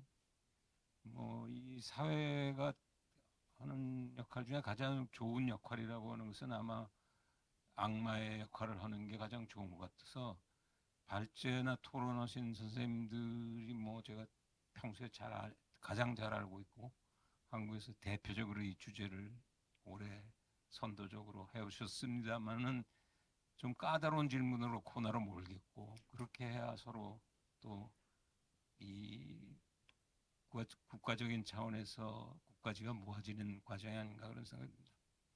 첫 번째 궁금한 것은 뭐 우리가 매일 뉴스를 보면 매일 깜짝 놀랍니다. 뭐 오전에 그 관세 협정이 예정된 시간에 안 돼가지고 뭐 공항에 나갔다가 장관이 다시 돌아오고 이러는 사태가 있는 것 같습니다. 그 이제 8월 1일을 앞두고 긴박한 상황을 겪고 있는데 사실은 오늘 이 첫 세션에서 하는 토픽이 지금 관세 협상하는 것보다는 훨씬 절박하고 그 미치는 영향도 훨씬 큰 것임에 비해서 준비는 당국자나 학계나 모두 굉장히 여유 있는 거 아닌가 하는 게 제 개인 생각입니다. 재밌는 표현에 1880년에 그 김홍집이 2차 수신사로 일본을 갔을 때 황준원이 조선이 너무 여유 있는 것을 보고 답답해가지고 조선 책략이라는 남의 나라 책략을 써주면서 그 뒤에 마지막에 내가 써주는 이유가 있다 그러면서 연작처당이라는 표현을 씁니다. 아시겠지만 연작처당이라는 거는 그 집 기둥이 불이 타올라가지고 그 위에 맨 위에 있는 비둘기 집이 거의 지금 타고 있는데 그 안에 그 비둘기 제비들은 전혀 모르고 몇 분 내에 우린 죽는 줄 모르고 서로 짹짹거리고 모여 있는 모습을 보면서 그래서 내가 너희 나라는 아니지만 써준다고 뭐 여하간 써준 것이 조선 책략입니다. 왜 제가 의도적으로 코너에 몰라 그러냐면 8월 1일 지나고 나면 고담 협상으로 다가올 거대한 산은 뭐냐고 하는 건데 김 박사님이 잘 써머리는 해주셨는데 저는 삼중 위협이 오는 것 중에 그냥 동일한 위협 어려움이라고 받기보다는 그 중에 하이라이트는 주한미군이라고 생각합니다. 그 나머진 두는 그것에 보적적인 어려운 협상이고 주한미군은 아시다시피 한국전쟁 나온 이후에 6, 7만에서 두 번의 어려운 협상을 겪었습니다. 1970년 협상하고 2004년. 어쩌면 이번 3차 협상은 그것보다 훨씬 큰 협상일 것 같은데 근데 이미 콜비가 좌장에 대해서 짜고 있는 뉴 내셔널 시큐리티 스트래티지 짜는 것하고 같은 문서로 글로벌 포스 포스처 리뷰가 빠르면 8월 말 아무리 늦어도 9월 초에 나온다 그러는데 이미 지금 마지막 손보고 있는 작업인데 그럼 구체적으로 28,500을 어떻게 하겠다는 것이냐 또는 일본 5만 2천 더해서 대체로 여기 구한 빼면 한 8만 정도 있는 해외 주둔군인데 이 지역에 이것들을 그렇게 책상에 놓고 논의하는 순간이 아니고 마지막 지금 손질을 하고 있는 상황인데 그럼 어떻게 할 거냐 그렇게 되는 경우 그 4,000명선에서부터 최근에 나온 디펜스 프라이어리티가 28,500에서 만까지 줄여도 된다라고 하는 주장을 하는 것을 가지고 이거는 단순한 그냥 보고서가 아니고 저쪽은 이미 굉장히 구체적인 카드를 가지고 글로벌 포스 리뷰가 나오게 될 텐데 우리는 과연 준비가 있는가, 괴로워하고 있는가 하는 문제가 걸려 있기 때문에 이 문제는 아마 두 가지가 걸리는 문제겠죠. 저쪽의 카드를 우리가 얼마나 잘 읽고 있는 것인가. 그다음 우리가 어떻게 할 것인가. 다 나가라. 오케이, 다 나가라. 아니면 다 끝까지 붙잡고 있다. 1970년, 2004년의 선례로 보면은 어떻게 붙잡아도 미국이 원하는 대로 대강은 결정이 났습니다. 주한미군 감축 프로세스. 그럼 이번에는 어떻게 할 것인가?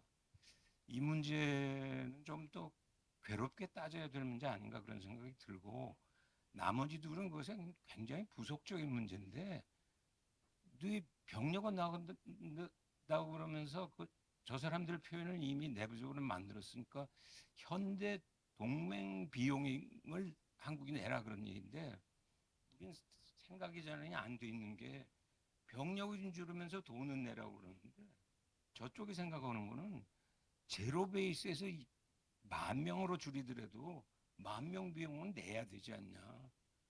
그러면 그 논리를 깨려면은 아니 이거는 네가 필요로 하는 대중용의 효과가 있기 때문에 있는 것이기 때문에 너도 내야 된다고 하는 논리로 설득을 할 수 있느냐 하는 거니까 생각을 협상을 안 해본 사람으로 이런 얘기해서 뭐지만 저쪽의 입장에서부터 시작해서 어디까지 갈 수 있냐. 따라서 엄청나게 절박할 문제인 것 같고 관세가 백두산이라고 그러면은 주한미군 제조정 문제는 아마 에베레스트 산이 이미 코앞에 왔는데도 우리는 굉장히 멀리서 조망을 하고 있는 그 상황 아닌가. 전형적인 21세기 연작처당의 운명에 지금 처해 있는 것 아니냐 하는 게 첫 번째 약간 난처한 질문인 것 같고요. 두 번째는 결국 이 미국이 생각하는 것은 특히 트럼프가 생각하는 것은 이 지역을 해서 남북한과 동중국해나 남중국해라고 하는 것을 따로따로 보지 않고 하나로 합친 속에서 작전을 한다고 생각하는 경우에 우리 경우에 어떻게 할 것이냐 하는 문제죠. 그것을 아까 김 박사님이 뭐 나가는 것을 유연적으로 어느 정도 용어는 하지만 계속적으로 나가면 된다 안 된다 그 정도 수준을 가지고 저쪽 사람들은 훨씬 다르게 생각하고 있을 겁니다. 그럼 우리 입장에서는 어떤 논리로 이것을 붙잡을 수 있는 것인가?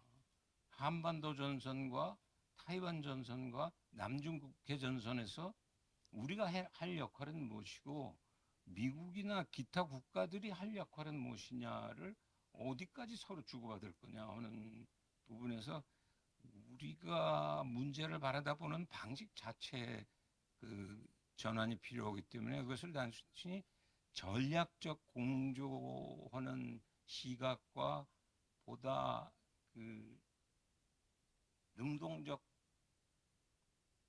동맹 변환이라는 표현을 썼습니다만은 보다 아마 적극적인 공간 개념 설정을 해야 될 상황에 놓여 있다 그런 거 아닌가 그런 생각이 들고 세 번째 논제는 역시 남북한 문제 내지 북한 문제하고 들어온 상황인데 결과적으로 이 보수나 진보가 어떤 의미에서는 뭐 최소한의 한반도에 전쟁이 안 난 면에서는 완전한 실패라고 할 수는 없습니다만은 그렇다고 남북 관계가 개선된 것도 아니기 때문에 사실은 성공한 것도 아니라고 한다면 그냥 그 두 번의 실패 부정적인 면으로 보면 보수적인 접근이나 진보적인 접근이나 다 실패했는데 뭐 하노이 참사가 일어났던 또는 그 보수적으로 하니까 긴장만 강화되는 형태로 났다 그러면 초당적으로 또는 양분법을 넘어서서 하는 경우에 어디서 돌파구가 과연 나올 것인가 하는 문제는 굉장히 큰 문제고 이것이 앞의 문제하고 연관된 문제는 만약 남북한의 군사적 긴장이 전혀 없다 그러면 뭐 앞의 문제 풀기는 굉장히 쉽죠. 근데 얼른 보기에는 우크라이나 러시아 전쟁이 종전이 되고 난 다음에 상황 전제는 어떻게 될 것인가. 이것도 굉장히 다른데요. 저는 북한은 단기적으로는 약간 도움을 벌지 모르지 장기적으로는 굉장한 어려움에 처하게 될 거다. 그런 경우에 한국이 국가 이익적인 이 실용 외교를 하는 경우에 전쟁이나 그 위기 국면을 피해가면서 보다 관계 개선으로 가는 것은 그 기왕의 보수 진보 것을 적당히 믹스하는 것만 가지고는 안 되지 않는가.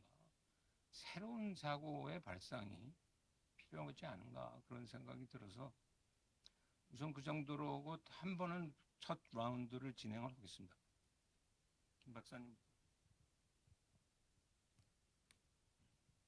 네, 아주 곤란한 질문을 혹시 해주셨습니다. 그 바둑으로 치면은 아까 이제 관세랑 안보가 훨씬 사실 더 위중한 문제라고 잘 지적해 주셨는데 바둑으로 치면 급한 곳이 있고 중요한 곳이 있지 않습니까? 그러다 보니까 아마 지금 먼저 급한 거를 먼저 처리하는 것 같고 정말 중요한 문제는 남아 있다는 생각에 전적으로 동의를 합니다. 그리고 지적하신 제가 뭐 세 가지 삼중 도전 얘기했지만 결국 주한미군 이 조정이 가장 핵심이라는 것도 정확한 지적이십니다. 제가 여기서 강조하고 싶은 거는 주한미군 규모는 줄 가능성이 분명히 있다고 생각이 들고요. 그리고 사실은 우리 주한미군의 역사는 그다음에 감축의 역사였다고도 볼 수가 있겠죠. 한국전쟁 끝나고 나서 한 7만여 명 됐다가 또 한 4만 5천 됐다가 3만 7천 명 됐었죠. 3만 7천 명이 우리 이 세대에 굉장히 익숙한 숫자인데 그게 이제 2만 8,500명 됐는데 사실 이제 우리가 주한미군이 준다 그러면 굉장히 불안하거든요. 왜 그럴까? 근데 좀 더 깊이 생각해 보면 주한미군이 숫자가 준다, 4,500명이 준다, 10,000명이 준다. 이거는 그 숫자 자체가 사실 그렇게 중요한 거는 아니고요. 그리고 주한미군의 어떤 부대가 빠져나감으로 인해서 그 공백이 생기는 그 전투력의 손실, 그것도 핵심은 아니죠. 그건 우리가 메울 수 있는 거죠. 스트라이크 여단이 나가든, 뭐 헬리콥터 여단이 나가든, 그거는 우리가 사실 좀 메울 수 있다고 봐요. 그 전투력의 손실이 핵심은 아니고 미국의 대한반도 방위에 대한 커미트먼트가 준다는 그 상징적인 효과. 특히나 지금은 확장 억제 신뢰성의 문제가 이제 영향을 미친다는 거고 이거를 옛날 냉전식의 이제 개념을 다시 동원하면은 저는 싫으나 좋으나 아무리 시간이 흘렀어도 주한미군의 이 전략적 가치는 인계철선이라고 보거든요. 여기 한반도에서 대규모 전쟁이 발생했을 때 미국의 본토의 증원을 담보하느냐 못하느냐 이제 그것의 어떤 역할이 있는 것이지 그 규모 자체 어떤 부대가 빠져나가로 인한 전투력 손실 이것이 핵심은 아니다. 그래서 사실은 그것이 뭐 4,500이 됐든 그런 정도의 손실은 우리가 얼마든지 노력을 통해서 보완할 수 있다고 생각이 들어요. 뭐 그러면 그럼 주한미군 뭐 규모 조정 그거는 그냥 뭐 큰일이 아니고 우리가 얼마든지 다 이제 대처할 수 있는 거냐. 문제는 그게 얼마나 급격하게 또 얼마나 우리랑 상의 없이 어떤 규모로 가느냐가 상당히 중요한 것 같습니다. 제가 아까 잠깐 말씀드렸듯이 그 디펜스 프라이오리티라는 그 저 미 싱크탱크에서 1만 명 수준 남기고 더 나아가서는 뭐 더 줄이는 안까지 최근에 이제 그 보고서가 나왔는데 사실 그렇게 가면 좀 심각하다고 생각이 들어요. 근데 지금 어디까지 정말 미 펜타곤에서 이거를 그리고 있고 마무리 작업을 하는지는 모르겠지만 그냥 저보고 추측을 하라면 그렇게 급격한 결론 쪽으로 간 가능성 그래도 낮지 않을까? 이게 좀 약간 희망이 섞였는지 모르겠습니다만 그 보고서를 보면 지나치게 군사적이에요. 그러니까 중국의 어떤 그 미사일이나 그 공격의 사거리가 너무 사거리로부터 좀 벗어난 지역에 좀 후방 배치하는 뭐 그런 논리가 하나 들어있고요. 이제 많이 후방 배치하는 쪽이 들어있고 그런 건데 사실 여기에서 너무 상징적인 수준으로 급격하게 줄었을 때는 이 지역에 있어서의 어떤 그 미국의 단순한 군사적 영향을 떠나서 전반적인 어떤 지적적 영향력이 이제 완전히 줄어든다는 것까지 갈 텐데 어떤 그런 그야말로 군사적 최적화를 통해서 한반도에서 거의 그냥 전투 부대를 다 빼다시피 그렇게까지 과연 결론을 낼까? 이제 그렇게 되면 진짜 이제는 그때는 아마 아마 확장 억제가 아니라 한반도 자체의 어떤 독자 핵 능력 이런 사실 논의도 훨씬 지금과는 다른 수준으로 아마 저는 좀 불거질 거라고 생각하는데 또 그것이 하나의 또 미국의 어떤 그런 급격한 주한미군 변화를 막을 수 있는 카드가 될 수도 있을지 모르겠습니다. 어쨌든 간에 굳이 예측을 하자면 저는 그런 급격한 변화까지는 그렇게 미국으로서도 합리적이지 않아서 그 중간 어느 수준으로 좀 되지 않을까. 만약에 그렇게 된다면 그런 정도의 변화라면 우리가 수용하면서 어떤 그 활용하는 그런 차원으로 좀 할 수 있지 않을까 이런 생각을 하고요. 그리고 이제 또 두 번째 지적하신 그 뭐 한반도 전선, 뭐 동남북해 대남 해협 이런 전선들이 다 사실은 하나로 또 연결되고 이렇게 논의되는 이런 상황 속에서 특히 대만 해협 문제에서 우리가 어떤 그냥 아까 제가 말씀드린 대로 그런 수준의 어떤 편의적인 타협점이 잘 될까? 물론 이제 그 부분은 자신 없습니다만 중요한 거는 이 저는 개인적으로는 뭐 대만 해협에 어떤 문제가 생겼을 때 한반도에 또 동시에 어떤 이제 또 전선이 열리고 이렇게 연결된다는 것에 대해서 조금 약간은 회의적입니다만은 어쨌든 지금 그런 논의들이 많이 있죠. 근데 그런 논의가 있다면 오히려 더 중요한 거는 한반도의 안정이라고 생각이 들거든요. 대만 해협에서 어떤 문제가 생겼을 때. 대만 해협에서 충돌이 발생하는데 한반도에서도 어떤 제2의 전선이 열리는 거는 사실은 뭐 누구로서도 누구도 바람직한 게 아니죠. 미국으로서도. 그렇기 때문에 특히 한국군의 역할은 물론이고 한미동맹이 이 그 대만 해협에서 어떤 문제가 있었을 때 오히려 더 한반도의 안정에 또 역점을 둬야 되고 여기를 소홀히 하면 안 된다는 논리는 얼마든지 미측한테 먹힐 수 있는 논리다. 그리고 그 지금 미국에서 여러 나오는 많은 그 워게임 같은 걸 보면 대만 해협에서 이제 발생할 수 있는 여러 가지 워게임들 보면은 거기에 뭐 여러 변수들에 따라서 워게임 결과가 많이 다르죠.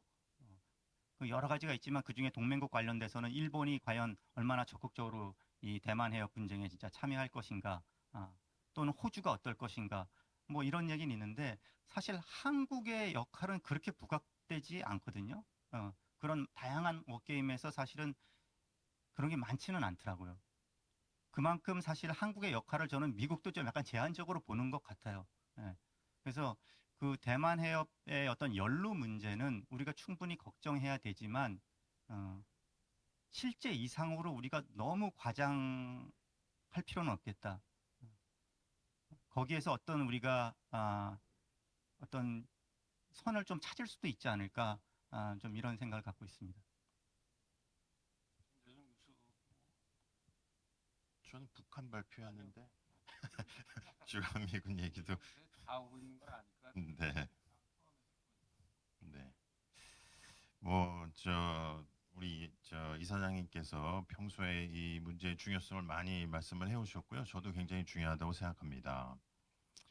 몇 가지 포인트만 말씀을 좀 드리면은 이 지역적인 안보 상황 변화에 대한 한국의 대응이랄까 그 필요성은 우리도 좀 늦게 온 것 같아요. 그래서 문재인 대통령 맨 마지막 한미 정상회담부터 그 대만 해협하고 남중국해에 대한 언급이 들어갔잖아요. 그래서 그때 들어갔을 때 다들 굉장히 깜짝 놀랐는데 진보 정권이었기 때문에 그래서 그때 이제 문재인 대통령의 대북 정책을 미국이 지원하는 거에 대한 약간의 바토로 문구상의 삽입이 있었다 이런 평가가 있었는데 당시에는 이제 그 굉장히 마이너한 문제 같았지만 결국 지나고 나서 보면 그런 한반도에 대한 우리의 문제와 미국이 생각하는 지역 간의 문제에 지속적인 이제 상호 관계랄까 그 바토를 해결했어야 되는 거였고 그 다음에 이제 지난 정부도 계속 그게 더 점점 확인이 됐던 것 같고요. 여기 뭐 우리 대사님도 계시지만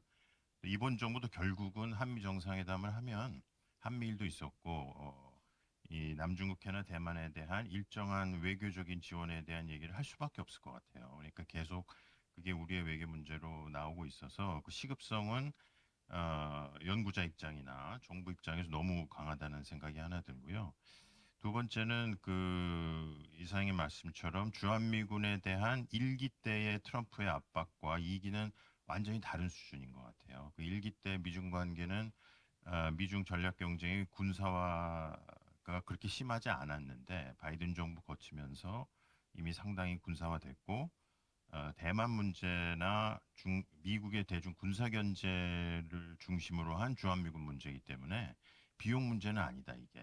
앞으로 한미 동맹의 그 스트레시 뭔가에 대한 공동의 그 어세스먼트를 하고서 동맹을 할 건지 안 할 건지의 문제이기 때문에 이게 지금 4천 명이 줄고 뭐 얼마가 줄고 그 문제가 아니고 동맹의 기본 근거에서 우리 한미 상호방위조약 보면은 태평양에서의 위협에 공동 대응한다고 돼 있잖아요. 그게 우리를 보호해주는 문구였겠지만 지금은 이제 그렇지 않다. 그래서 미국 학자들하고 얘기해 보면은 두 가지인 것 같아요. 하나는 한국이 이만큼 방위력이 향상되고 잘 살게 됐는데 미국의 대중 압박이든 견제든 거기에 대해서 그걸 도외시하는 거는 이해가 안 된다. 굉장히 이제 친한적인 학자들도 그렇게 얘기하거든요. 그러니까 근데 이제 우리는 중국 특히 군사적인 측면에서 중국 문제가 나오면 주로 대화를 좀 회피하거나 전략적인 논의를 좀 삼가는 차원이었는데 그럴 수 없다. 그런 면에서 이 주한미군을 줄인다고 한다면 이게 비용 문제가 아니면 그 근거가 무엇인지 그 주한미군에 대한 미국의 장기적인 비전이 무엇인지를 아주 정확하게 묻고 그걸 확인받아야 되는 것 같아요. 그래서 정말 그 28,500 중에 2만 명이 지상군이잖아요. 그러니까 지상군을 줄이려고 하는지 그리고 전작권을 환수했을 때 주한미군의 역할을 어떻게 재설정할 것인지에 대한 뭔가 마스터 플랜을 가지고서 주한미군의 역할 변경에 대한 논의를 시작해야 되는데 만약에 미국이 일방적으로 규모만 줄이는 걸로 시작을 하면은 대화해야 될 부분이 굉장히 많은 것 같아요. 근데 아까 이상님 말씀처럼 저도 올 초반에 이런 느낌상으로는 트럼프 정부는 이미 상당한 결정을 했고 그걸 한국에서 어떻게 받아들여질지를 어, 고민하는 단계인 것 같더라고요. 근데 그 뭐랄까 레종데트랄까요? 그거에 대한 논의가 충분히 안 된 상태에서의 주한미군 문제는 그 작년까지의 주한미군 문제하고는 다른 문제가 돼버렸는데 그거에 대처할 우리의 준비가 되어 있느냐? 그게 발표가 나면 어떤 식으로 대응해야 될 거냐 하는 게 이제 굉장히 중요하다는 생각이 들고 그런 문제에 우리가 적극적으로 논의는 하되 역할은 소극적으로 해도 어, 가능성은 있을 것 같아요. 아까 김정숙 박사의 말씀처럼 그 동아시아 연구원에서 우리 원장님이 많은 여론조사를 했는데 대만 사태가 우리 국익에 크리티컬하다는 거를 우리 국민들이 굉장히 인식을 잘 하시는데 대응에서는 굉장히 조심해야 된다라는 쪽으로 가는 것 같아요. 인도적 지원이라든지 아주 간접적인 지원. 그건 어떤 면에서는 이제 국민적 합의가 아직은 고까지 돼 있기 때문에 실제로 그런 발표가 났을 때 그런 그 미국 학자들 얘기처럼 적극적으로 우리가 그 기조에 대해서 그 인게이지를 하되 대응에 있어서의 우리의 입장의 한계가 뭔지를 얘기하는 거는 그것도 미국하고 얘기해 보면 충분히 이해한다. 한국이 여기까지만 할 수 있다는 거는 이해를 하는데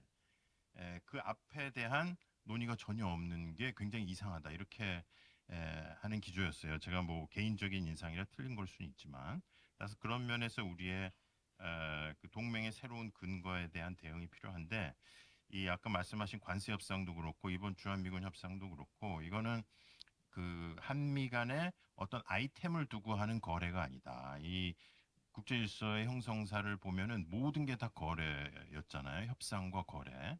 따라서 미국은 자유주의 국제 질서를 만들어갈 때 모든 사안을 거래해서 차곡차곡 쌓아왔는데 문제는 이제 거래주의적 접근은 잘못됐지만 근데 지금의 관세와 동맹의 거래라는 것은 새로운 질서를 만드는 굉장히 포머티브한 거래이기 때문에 우리의 입장이 뭐 이게 15%냐 20%냐의 문제라든지 주한미군을 4천을 주냐 이런 문제가 아니고 앞으로 동아시아에 또는 자유주의 제가 뭐 경제는 모릅니다만 그런 질서를 만드는 이제 차곡차곡 쌓아가는 마치 그 45년이나 50년의 시점이다. 그런 면에서 이제 정말 중요한 시점이라는 생각이 들고요. 그런 면에서 유럽의 경우를 굉장히 잘 볼 필요가 있을 것 같아요. 유럽은 이미 해구산, 국방비, 전력 수준, 무기, 그다음에 전략까지를 미국이 적극적으로 도와줄 때로부터 완전히 미국이 없을 때까지를 이미 전략적 자율성 이름이라는 이름하에 시작했기 때문에 우리는 중국이 있기 때문에 그렇게 완전히 미국이 빠질 가능성은 없지만 미국의 여러 가지 문제에 대한 대비가 필요하다. 마지막은 이제 북한 부분인데 지금 이재명 대통령 임기 중에 이제 미국 대통령도 바뀌고 모르겠어요. 그 시진핑이 사연임을 이제 할 수 있을지. 근데 어쨌거나 후반부가 되면 국제 정세의 변화 속도가 굉장히 빠르고 우크라이나 전쟁이 이제 그때 8년 차일 텐데 30년이면 그렇게 할 국력은 없을 거라고 보기 때문에 후반부가 되면 굉장한 변화 요인이 생길 것 같아요. 그런 면에서 이 정권의 앞부분과 후반부에 해야 될 바를 잘 설정해야 되는데 대북 정책의 성과를 위해서 다른 정책을 종속시키는 예를 들어 전작권 아까 홍 선생님 말씀처럼 이제 그게 중요하다든지 아니면 레버리지를 포기한다든지 하는 걸 할 필요는 없다. 그러니까 그 국제 정세 변화가 남북 관계 변화보다 훨씬 빨리 갈 거기 때문에 그 속도나 국민들의 기대 수준을 조정해 가면서도 성과를 올릴 수 있는 그런 방법을 찾는 게 중요하다고 생각이 들었습니다. 홍 교수님한테는 특별히 난처한 질문을 하나 준비를 했으니까 좀 들으시고 지금 전 교수의 기억도 연관된 문제인데 제가 보기에도 우크라이나 러시아 전쟁이 일단 어떤 형태로든지 마무리되더라도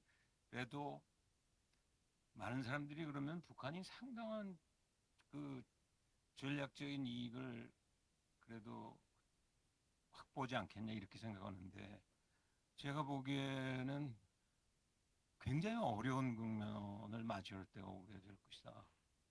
왜 그런 생각을 하냐면 지금같이 일종의 핵 능력과 경제 개발을 동시에 추진하는 병진 노선을 계속 유지하는 한에 러시아에서 정말 그렇게 많은 걸 얻기는 어렵다. 러시아는 우리보다 약간 큰 사이즈의 GDP 사이즈의 나라고 전쟁을 치르고 있음에도 불구하고 한국하고 일본 합친 군사배 정도밖에 안 되는 이미 미들파워 수준의 나라인데 세계 2대 강국 중국을 섭섭하게 하고 미국을 활용하지 못하는 속에서의 그 2, 3년 지난 이후에 부딪힐 문제는 정말 어려운 숙제에 직면하게 될 테니까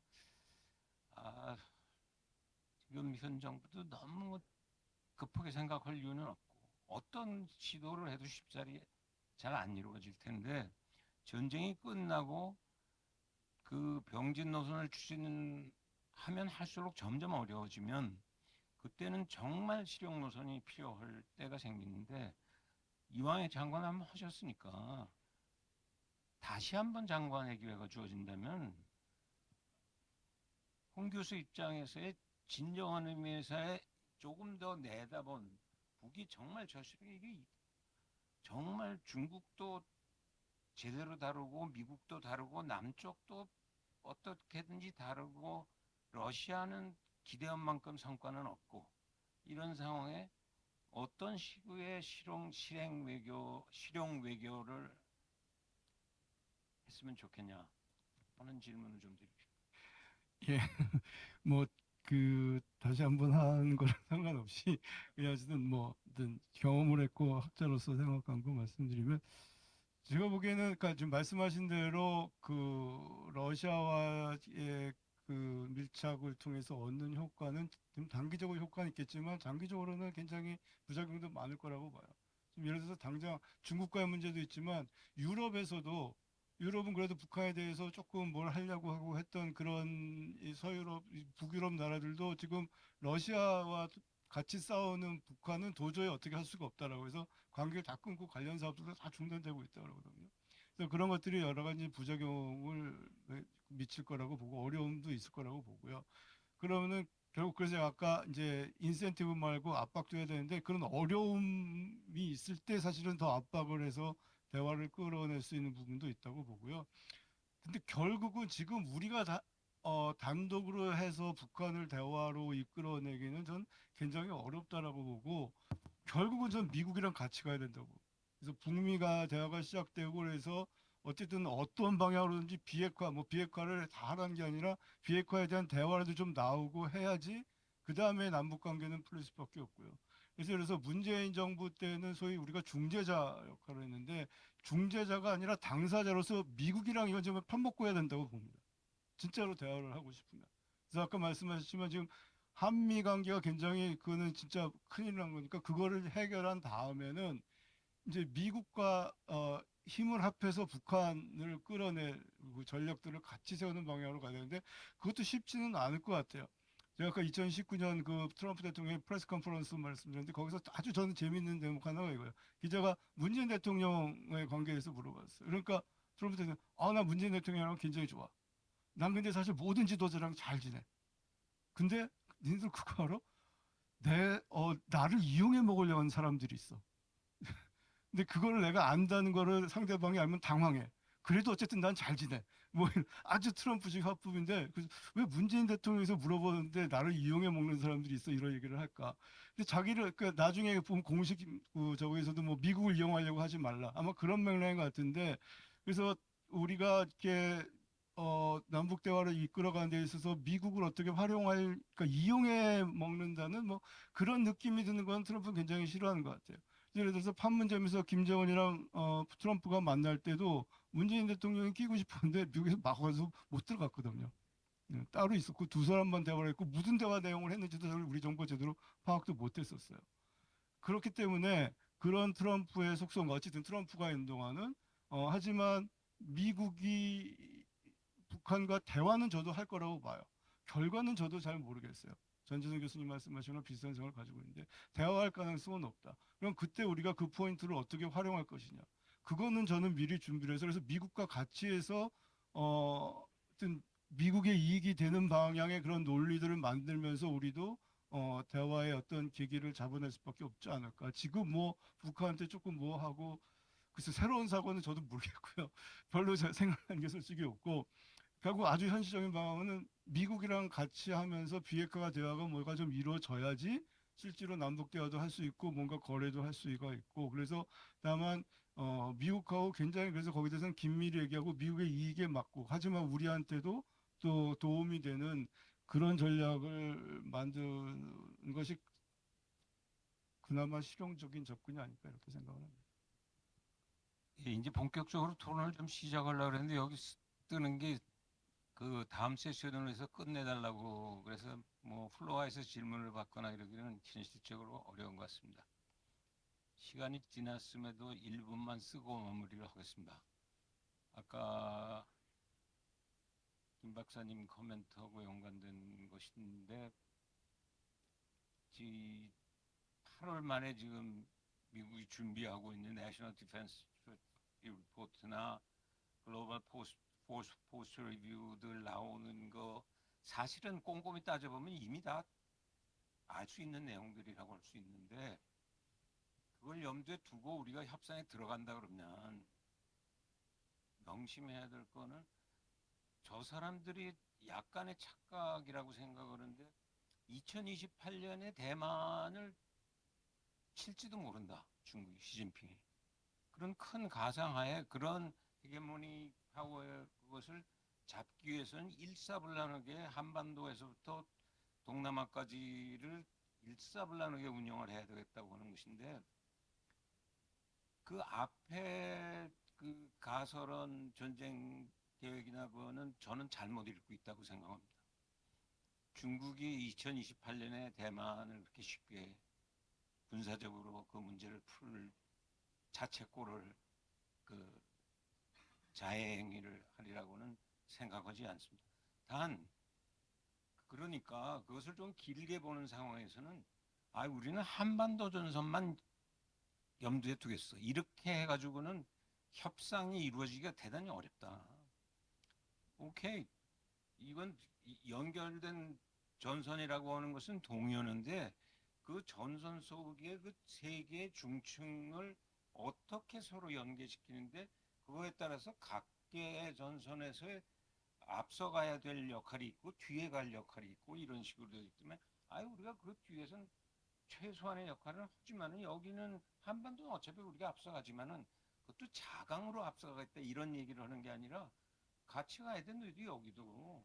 왜 그러냐면 한반도가 망하는 거는 한반도가 떨어지는 게 아니라 이 아태 전체가 무너지는 거야. 그러니까 너희도 같이 가야 돼. 그렇게 얘기하면 그러니까 워낙 우리는 많이 들어가야 되니까. 남중국 해는 우리는 맨 뒤에 서서 그 여기에 7, 80을 쓰면 거기 1, 20수 그 비율 싸움을 해야지. 아 이거 전선은 우린 그렇게 생각 공간 개념이 완전히 다른 차원의 싸움을 한다 그러면은 굉장히 어려운 협상이 될 수밖에 없고 역설적으로는 다 내주는 위험성도 있지 않을까 하는 게 조금 연작처장적인 그 우려였습니다. 뭐 시간이 없어서 더 이상 진행을 할 수가 없어서 두 분 선생님의 그 국내 최고 수준을 보여주는 명실상부한 발제와 홍 교수님의 그 대단히 흥미로운 코멘트를 재미있게 들었습니다. 이 정도로 마무리하겠습니다.